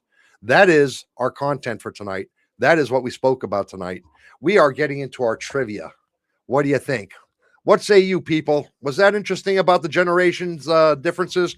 I think it was. I found some interesting stuff in there, didn't you? I kind Oh of yeah, expected what I knew about the Gen X, but oh at the yeah. same time, It was expected. I mean, I expected most of what we talked about to be exactly how we talked about.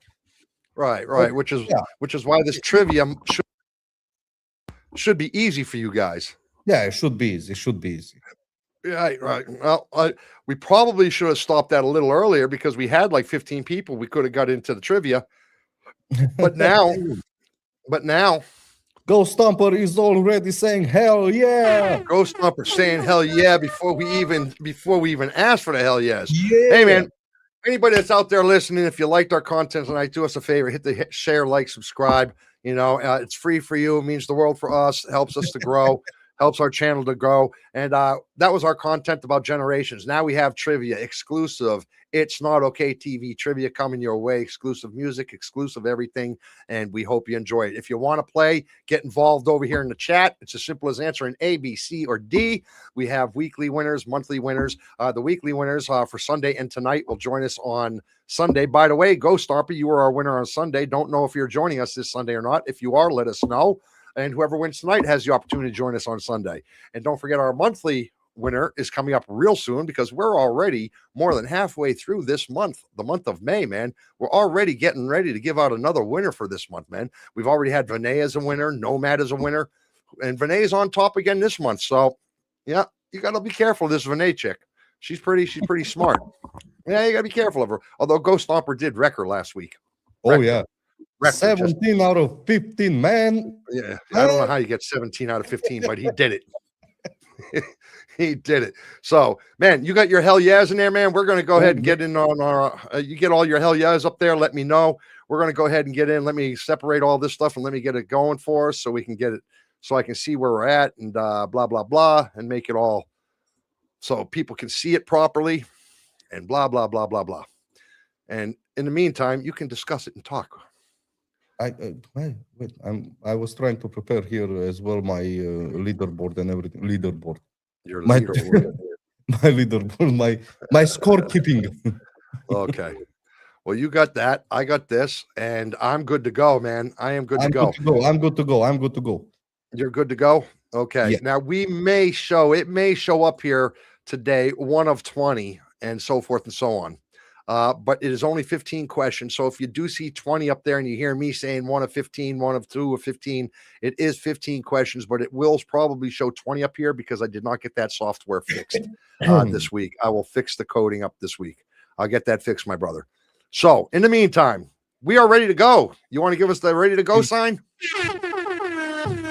It's Not Okay TV trivia. Here we go. Let me see where I got to go. Right there. Everything's good, right? Oh, yeah. Everything is okay.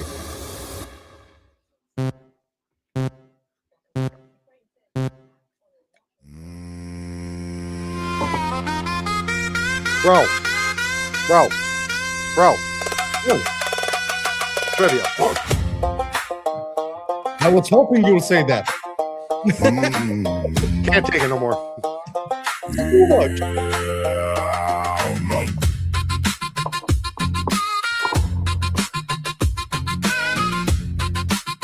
Yeah, go Stomper. You put the last question. We built this thing from a boom and a wire. Two cracked up fools burning the midnight fire. Joey and Milo chasing the spark, turning bad days into laughs at the dark. There you go. So we've got how many generations are currently alive today? So, man, we said, what are the answers? The answers are 8. That's how many are currently alive today. How many did we get right? The answer is D. Man, everybody except D. Oh, yep. The answer is D. Yeah, no. Oh, only Shane. No, Shane and Ghost Stomper got it right. No, Nomad got it right. Nomad has it right. Ghost Stomper has it right. Sora has it right. Shane has it right. Oh, yeah, Sora as well. Shane. And Nomad as well. Nomad as well. Yeah, my bad. Sir gave Nomad knows the answer. All right. You ready, my brother? I got to cut this screen off a little bit right here, just because I can't see what I'm doing if I don't cut that top screen off a little bit. Yeah, cut it, make it just right there. Just right there. I got to cut it just a tad right there. Here we go. Next question. 2 out of 15. Even though it says 20, it's 15. No big machine, no polish parade, just jokes, truth, and the noise we made. Unfiltered, unapologetic, wild and free. That's the heartbeat of It's Not Okay TV. We go live on YouTube and Facebook. Tell all of your friends to come have a look. Sunday, Tuesday, Thursday night. 740, the sparks we ignite. GMT +3 when summer moves. GMT +2 when winter grooves. Find the madness, play along at it's not okay TV.com.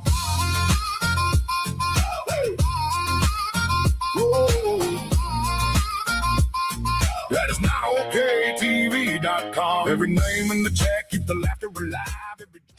Oh, I knew this one was going to get him, brother. I knew this one was going to get him. You know that? I knew it. I knew it. This one was going to get him. Because the answer is B, Gen Z. Not D. But I knew it would by putting the millennium in there. See, you people. You need to know. Don't you know by now? I'm looking to trick you up. Don't you know that by now? Come on. Next question. 3 out of 15. Deadlands makes the whole thing dry. We thank all the people who ride with the show. You're the reason our project continues to grow. Comedy podcast with the back road spine, laughing at the world when it gets out of line. From trivia rounds to songs we brew, written from love, given to you. We go live on YouTube and Facebook. Tell all of your friends to come have a look. Sunday, Tuesday, Thursday night. 7:40, the sparks we ignite. GMT +3 when summer moves. GMT +2 when winter grooves. Find the madness, play along at it's not okay TV.com.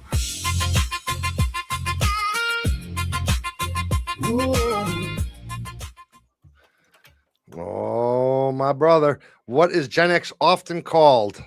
And we have answers from A to B to A to A. Answers are locked after Skazats. No more. Reveal the answer. The answer is the forgotten generation. The answer is A, the forgotten generation. Everybody got it right, my brother. No, they didn't. Kashmira didn't get it right, man. Good. Oh, yeah, she said B. Oh, yeah. Yeah, she said B. Kashmira. Just saying. Yeah, people are answering too late, man. We can't take them after the reveal answer thing. So hit the live button up on top of your thing, up on you people on YouTube. It says top at the top of the comments there. It says top chat or live chat. You want to hit the live chat. There you go. Next question. 4 out of 15. Now we're building our own little media throne. From a song to joke and 2 microphones, clips of music in the live chat room. A mini empire we'll have built soon. Joey and Milo got the wheels and spin. If the world is broken, we're diving in. 3 nights a week, come laugh and see the wild little kingdom of It's Not Okay TV. If something is broken or you think we need more, come speak your mind, we'll hear you for sure. It's all about laughter, I'm sure all of you Get your answers in. Share, like, subscribe. Man, oh man. And answers are locked after Ghost Stomper. Answers are locked after Ghost Stomper, but Robbie did say C. Man, Vinay and Nomad. What are you going to do with Vinay and Nomad, my brother? I'm gonna take them because on my end they answered before the answers locked. Okay. How I saw it on my YouTube.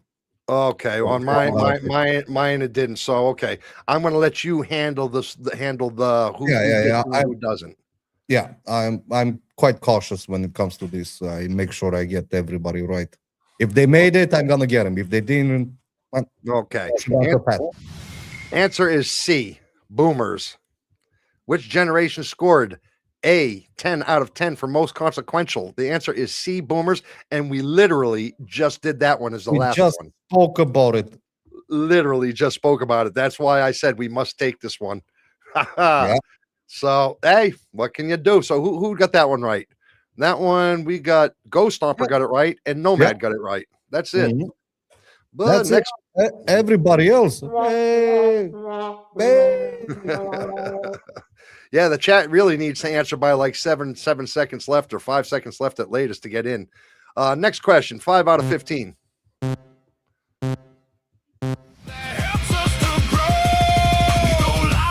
YouTube and Facebook.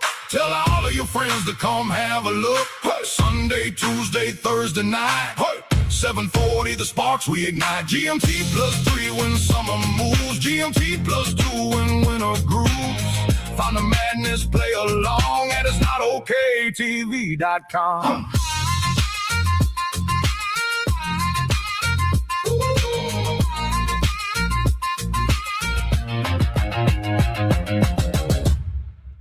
Yeah, baby.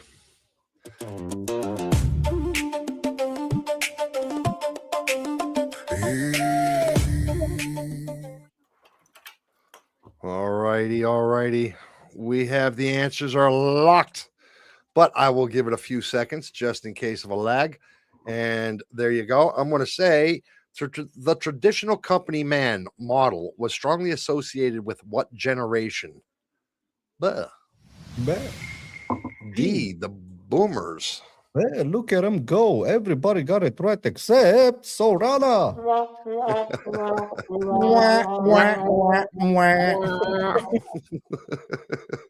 Oh, poor Serrano. Next question, 6 out of 15. Whoops.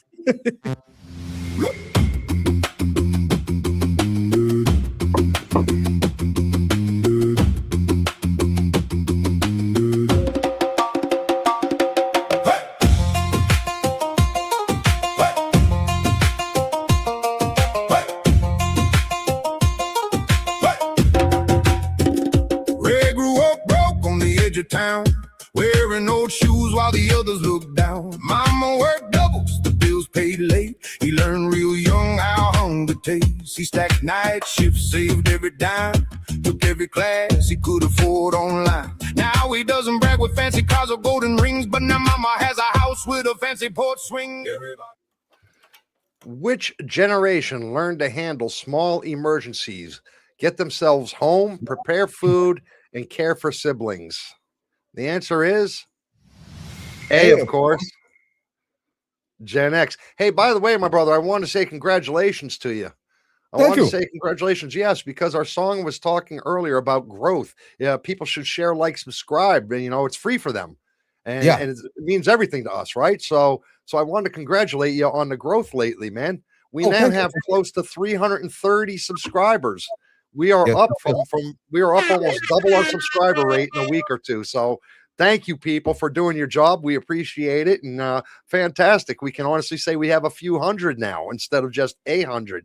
Way to Yep. go, guys. Way to go. Thank you very much. Love y'all for that. So, man, question 7 out of 15. I know it says 20, but it's 15. This is something everyone pays. Some count cash, some want better days. Another wants cheers and be known through the land. Some just need a loving heart to understand. 3 hard roads, 3 different dreams. We all have our beliefs of what success means. You fight through hardship, loss, and pain, and turn all of those lessons into your game.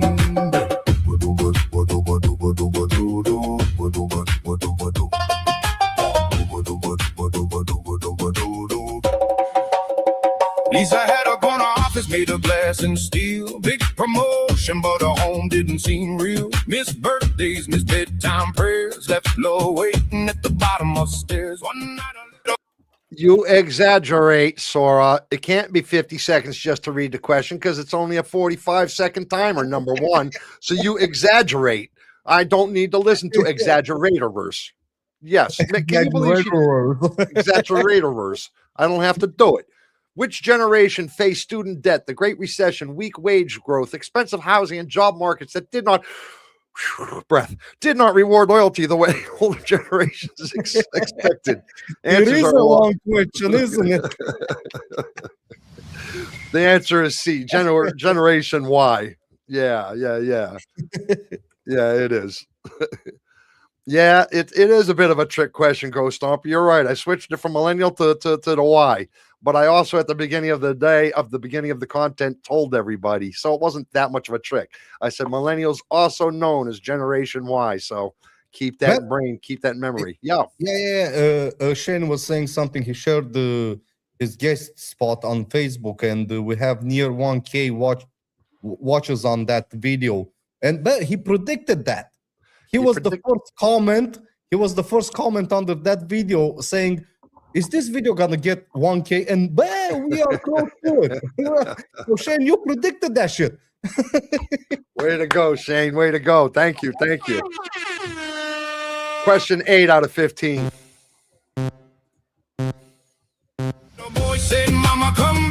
She knew right then it was time her house lacked, so she cut back her hours with her family. She stayed. This was success, not the money she made. Everybody chases something, everyone pays. Some count cash, some want better days. Another wants cheers and be known through the land. Some just need a loving heart to understand. 3 hard roads, 3 different dreams. We all have our beliefs of what success means. You fight through hardship, loss, and pain, and turn all of those lessons into your game.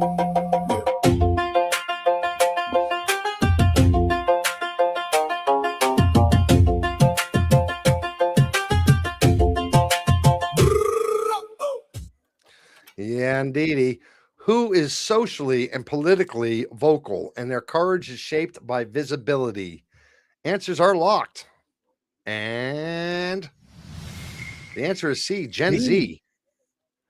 Everybody Yes. got it right except Ghost Stomper and Skirzat. Yep.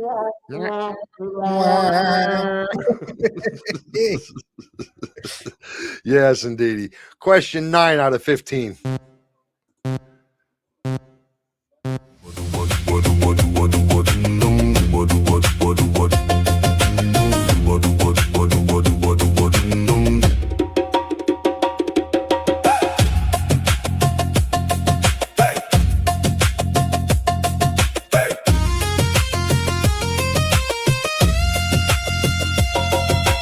Wallet can fill while a home goes cold. A name can rise if you don't believe what you're told. But the ones who win when the lights go black are the ones who know what they won't trade back.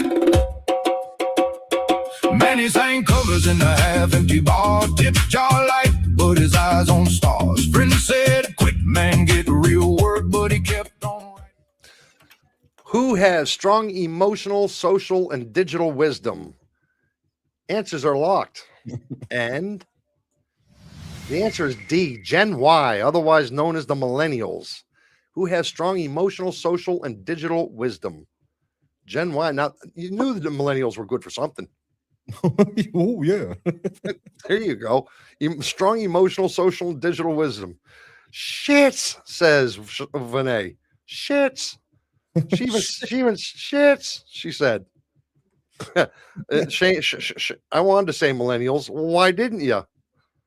Well, Shane says he is smart enough to quit a less than $1 day job. And Kashmira, well, she says she wanted to say millennials.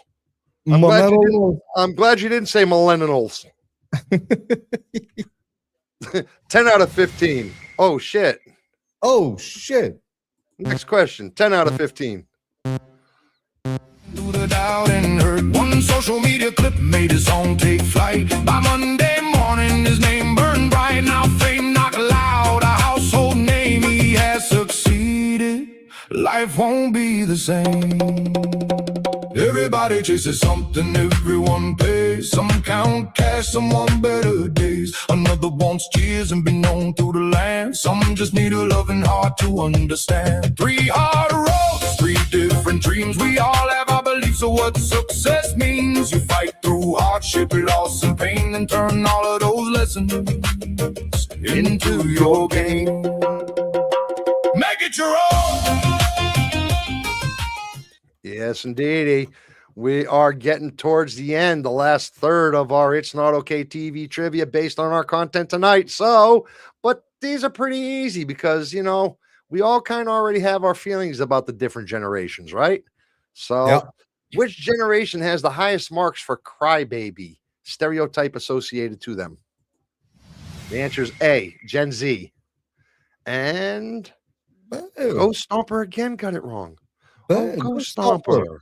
Ghost Stomper, what is wrong, man? What's What is happening? wrong?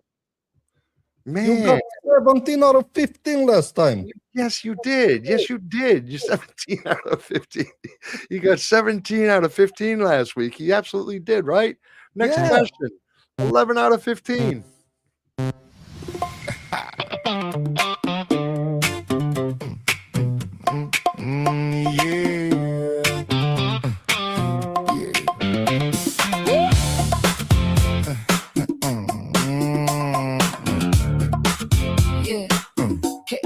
Cash on the counter, the man looked away with a quick enough hand I could get mighty Fred's looking bare. The easy rose whispering, I give you a dare. My mind fought back, said, no, that ain't right. You may be judged one day when you see the light. Yes, indeedy. Who scored 10 out of 10 for most likely to adapt? Answers are locked, man. Okay, we got A's, B's. Let's see. B's. D. Gen B's. X. Hey. Most likely to adapt. I am seriously surprised that nobody would have said Gen X on that. I have to hit it indefinitely. I mean, come on, Gen X. We just went through all this, man. We just went through it, for fuck's sake. Jesus. Nobody paid it. See, nobody has the faith in Gen X, my brother. Nope. We are the most adaptable creatures out there, man. And we got the most beautiful toes. Ask Renee, she knows. Bam. Next question, 12 out of 15. Yo, pull up, we ride. Your homies all with you side by side. Oh, shit. A few moments later, blue light. T-shirt made her dumb. A flashing. Get out of the car. Questions I ask. Tell on your buddy you're now being tasked. But I kept my line, didn't play that part. My boys have my loyalty, respect in my heart. Right is right. Wrong is wrong. That's the whole point. Oh, there's a lyrical song. Wrong feels good for the moment, but it never leaves you alone. You always feel reprisal, a moral compass tone. You can lie to the world, not the man you are, right? Okay. Well, you know what? Look, they're all Googling. They're all trying to Google real quick. You see this stuff? Look at them Googling. And we got one of each answer down here. A, B, C. Hey. Which one of these ages completely falls within the Gen X timeline? That is the word. That's why it's bolded. That's why it's out there. Completely fits within the Gen X timeline. Reveal the answers. 50 to 61-year-old. B's. Yep. Yeah, we do have some good answers. Yep. And I'm going to prove it right here. I'm going to prove it because people are not going to believe me. So, I must remove other media from the stream. I can't remove it. I will prove it to you people as soon as I'm done with this trivia. Remember that 50 to 61 years old was the answer. Answer B. Who got it right? Ghost Stomper got it right. And Traeger. Yeah, that's it. Way to go. 13 out of 15 people. Right, it should be a northern star. Boss cut corner said sign it fast. Numbers ain't clean, but the deal's gon' pass. Bonus on the table, money for free. Everybody does it. That's what he said to me.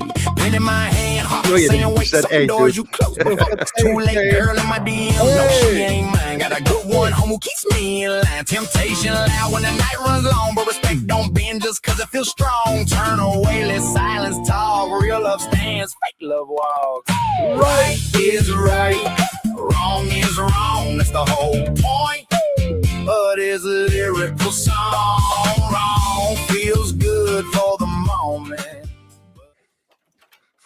Look, nobody wants to answer now, my brother. They don't want to answer. They're like, oh no. If you are a millennial, what are the youngest and oldest ages you can be? Answers are locked. The answer is C, 30 to 45 years old. Everybody got it right except Shane. Except for Shane. Hey, what's going on, brother? Yeah, they're copycats, right, Ghost? I get you back. 14 of 15. Here we go. It never leaves you alone. You always feel reprisal, a moral compass tone. You can lie to the world, not the man you are. Right is right. It should be a northern star. He said, don't tell him, eyes full of fear. Friend in trouble, but the truth's right here. Cover him up or spill the beans. That line gets thinning on you, he leans. Do you speak the truth or shy away? Lose lose a friend, you surely may. Mirrors don't lie when face to face. You carry your choices all Go over the Stomper. place. Ain't about perfect, it's what you choose when nobody watching. What do you lose? Peace, it's different when your hands stay clean. Oh, poor Ghost Stomper. We got to take his first answer. So you know what? Poor Ghost Stomper. We specifically said this one too. What is the first year of birth for Generation Beta? The answer is 2025. 2025. Answers. Where'd you say A, brother? Where'd you say A? But bring me back up to where he said A. He did not say A, did he? He did say no. That was Did he, no did man. he? Where did he say A? He said at the Oh, bottom. he did. He did down. He got it in time. Yeah. Oh, you lucky Ghost Stomper. You're lucky. I did. He did. Yeah, he did. He did. Oh, son of a gun. I thought we got him on that one. I thought we got him on that one, man. 15 of 15. Final question. Unless we have a tie, people. Unless we have a tie. He was no, he was not Nomad. It was not teasing me. Stop it. Of course, I know he was teasing. I got the 20, but I missed the A in there. I missed that whole A section in there. Answers are letters. Letters are answers. Answers are letters. Letters are answers. Yeah, it works either way. Daily routine, right is right. I don't bend, I don't break. Even if I stand here alone with the choices I make. Wrong seems so right at times in our life, but I want a family, a kid, and a wife. So do your best to keep your morals strong. If you are true to yourself, you'll rarely be wrong. Lie to yourself and say it's okay. The choice is yours, but one day you will pay.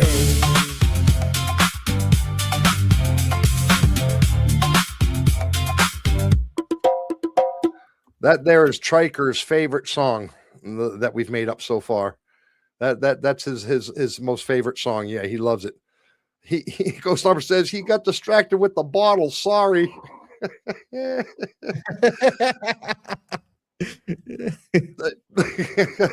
Ghost Stomper saying guessing because Joey didn't say the number. That's fucked up. You know, now he's just gonna say he's Gen X, isn't he? Is he Gen X or is he a late millennial? Ghost Stomper.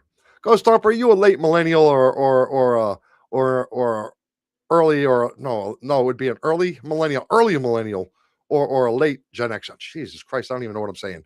What score did Gen X get for the because it depends on which way you go from it. What score did Gen X get for the category of fun? Reveal the answer. It's D. 9.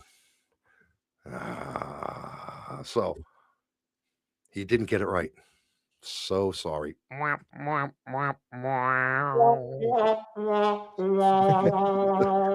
So that's the 15 of 15, my brother. Do we have a tie? Are we going to tiebreaker mode or are we do we have a clear winner? One moment, I have to do some cleaning up on the last answers. Was between 7 and 10 or was it 50 and 50? Oh yeah. I 7 and 10 or 50 and 50. I'm not sure. Spit out the marbles, Joey. Yeah, I've had a really hard time tonight, guys. I don't know why. My camera's been giving me a hard time. My pouches have been giving me a hard time. It's just, I thought this was going to be much easier than it turned out to be for me today, man. But yeah, what can you do? You muddle through, right? Spit the marbles out. Yeah, I've been spitting my pouches out the whole time as I'm talking. Ghost Stomper says he's an early millennial. Okay. He says we do have a clear winner, my brother. We have a clear winner. Okay. A clear winner. Why don't you tell us third and second place? Third and second place. Okay. So fighting for third place, we have Benay with Sora WDS and Shane Chambers on third place, followed by Ghost Stomper on second place, and on first place. No way. There's only one other. No. You don't have all the names in there. It can't be. Then we have a tie because there's other people in there. You still have Triker to mention, Kashmir to mention. I gave you third, second, and first. Oh, so there's fourth and fifth too. Oh, Yeah, yes. Okay, my yeah, bad. I forgot yeah, about fourth and fifth. Yeah, I'm thinking yeah. everybody got in the top three. Yeah. No. Okay. So, as I was saying, so we have Benay Sora and Shane Chambers on third place. Yep. On second place, we have Ghost Stomper. Okay. And on first place, we have Nomad. First place is Nomad. Way to go, Nomad. And then we have Kashmira and Three Bike Triker on fourth place. Uh-huh. No, Skurzat on fourth place. And on fifth place, we have Triker and Kashmira. And on sixth place, we have Robbie. Uh-huh. Well, he said he wasn't playing, so he just threw something in there. Yeah, but I just also had one answer. Yeah, I also wanted to throw that one thing up there with the who fit their entire timeline, who not their entire, who was the entire age could fit in there was 50 to 61. So as you can see, Gen X was 46 to 61. So from 50 to 61, the entire age fit in there. All the other ones were like 38 to 47 or 58 to 64 or something. So the entire generation didn't fit in there, just to show it to you guys. There it all is right there. There's Generation Beta right there, 2025, and it goes all the way to 2039-ish. So they're newborns to one. These are the ages. So we have 8 of them currently alive today. I don't know how many of these I'd be curious to know how many greatest generations there still are alive today, but I imagine probably a couple thousand of them anyway. No? Yeah, it should be couple something thousand, like that. couple thousand or something. Silent Yeah. generations, probably still quite a bit left, but we didn't include them tonight because they don't watch TV. They don't watch this stuff. Anyway, my brother, that is our show for tonight. Yes. Why don't you say what you got to say to the people? Well, first of all, I want to say Wait congratulations. wait a minute before you get going. Sunday, we have got Nomad and Ghost Stomper are both the ones invited up. Are you guys making it? Let us know. You don't have to let us know tonight, but let us know over the next day or 2 or 3, if you would, through what's up, if you guys are going to join us on Sunday or not. Depends on what kind of content we might talk about, what we don't do. It depends, may or may not, doesn't, whatever. Just let us know if you could in the next day or 2 over, normal channels, if that's for Nomad and for Ghost Stomper. Okay, my brother, go. As I was saying, before you were so rudely interrupted. Yes. Yes. Before I was so rudely interrupted, I want to congratulate Nomad for winning today's trivia. Man, you paid a lot of attention. Congratulations, Nomad. I want to thank everybody for showing up and showing us a good time. I had a blast. I had a good time. I love this kind of subjects. And that was for Ghost Stomper. He's ducking out right now. He's not listening to the rest of it. 99. He don't give a shit, man. He don't want to hear the rest of it. He's like, man, I'm out of here. You don't want to hear my speech. Spread the kindness, spread the love. And we'll see you on our next live session. That would be Sunday with Ghost Stomper and Nomad, or Ghost Stomper and Nomad, or just Ghost Stomper, or just Nomad, or all of us. Who knows? Or none of us. You never know. Or none of us. Oh, or maybe just Striker. Alone. There you go. Are you good? Yeah. You've said everything you have to say. Well then, with that in mind, let me tell you guys are wonderful. You did a fantastic job today. Thanks for sticking with us. Like I said, congratulations to my brother, and thank you for all of you guys for your support. We did finally break the 300 mark today. It's been a long, slow crawl, but this last week has really jumped up quite nicely. It's shown some love for us. So, hey, I'm Joey Shits. That's my brother right there, Milo Giggles. Together we make shits and giggles here on It's Not Okay TV. And we do thank you for joining our content, joining that trivia. Great job with the trivia. We are on 3 nights a week, Sundays, Tuesdays, and Thursdays. So, hey, you know when we're on, same time, same everything, right? Yep. So it's so long, farewell. It's never goodbye. We'll catch you on Sunday.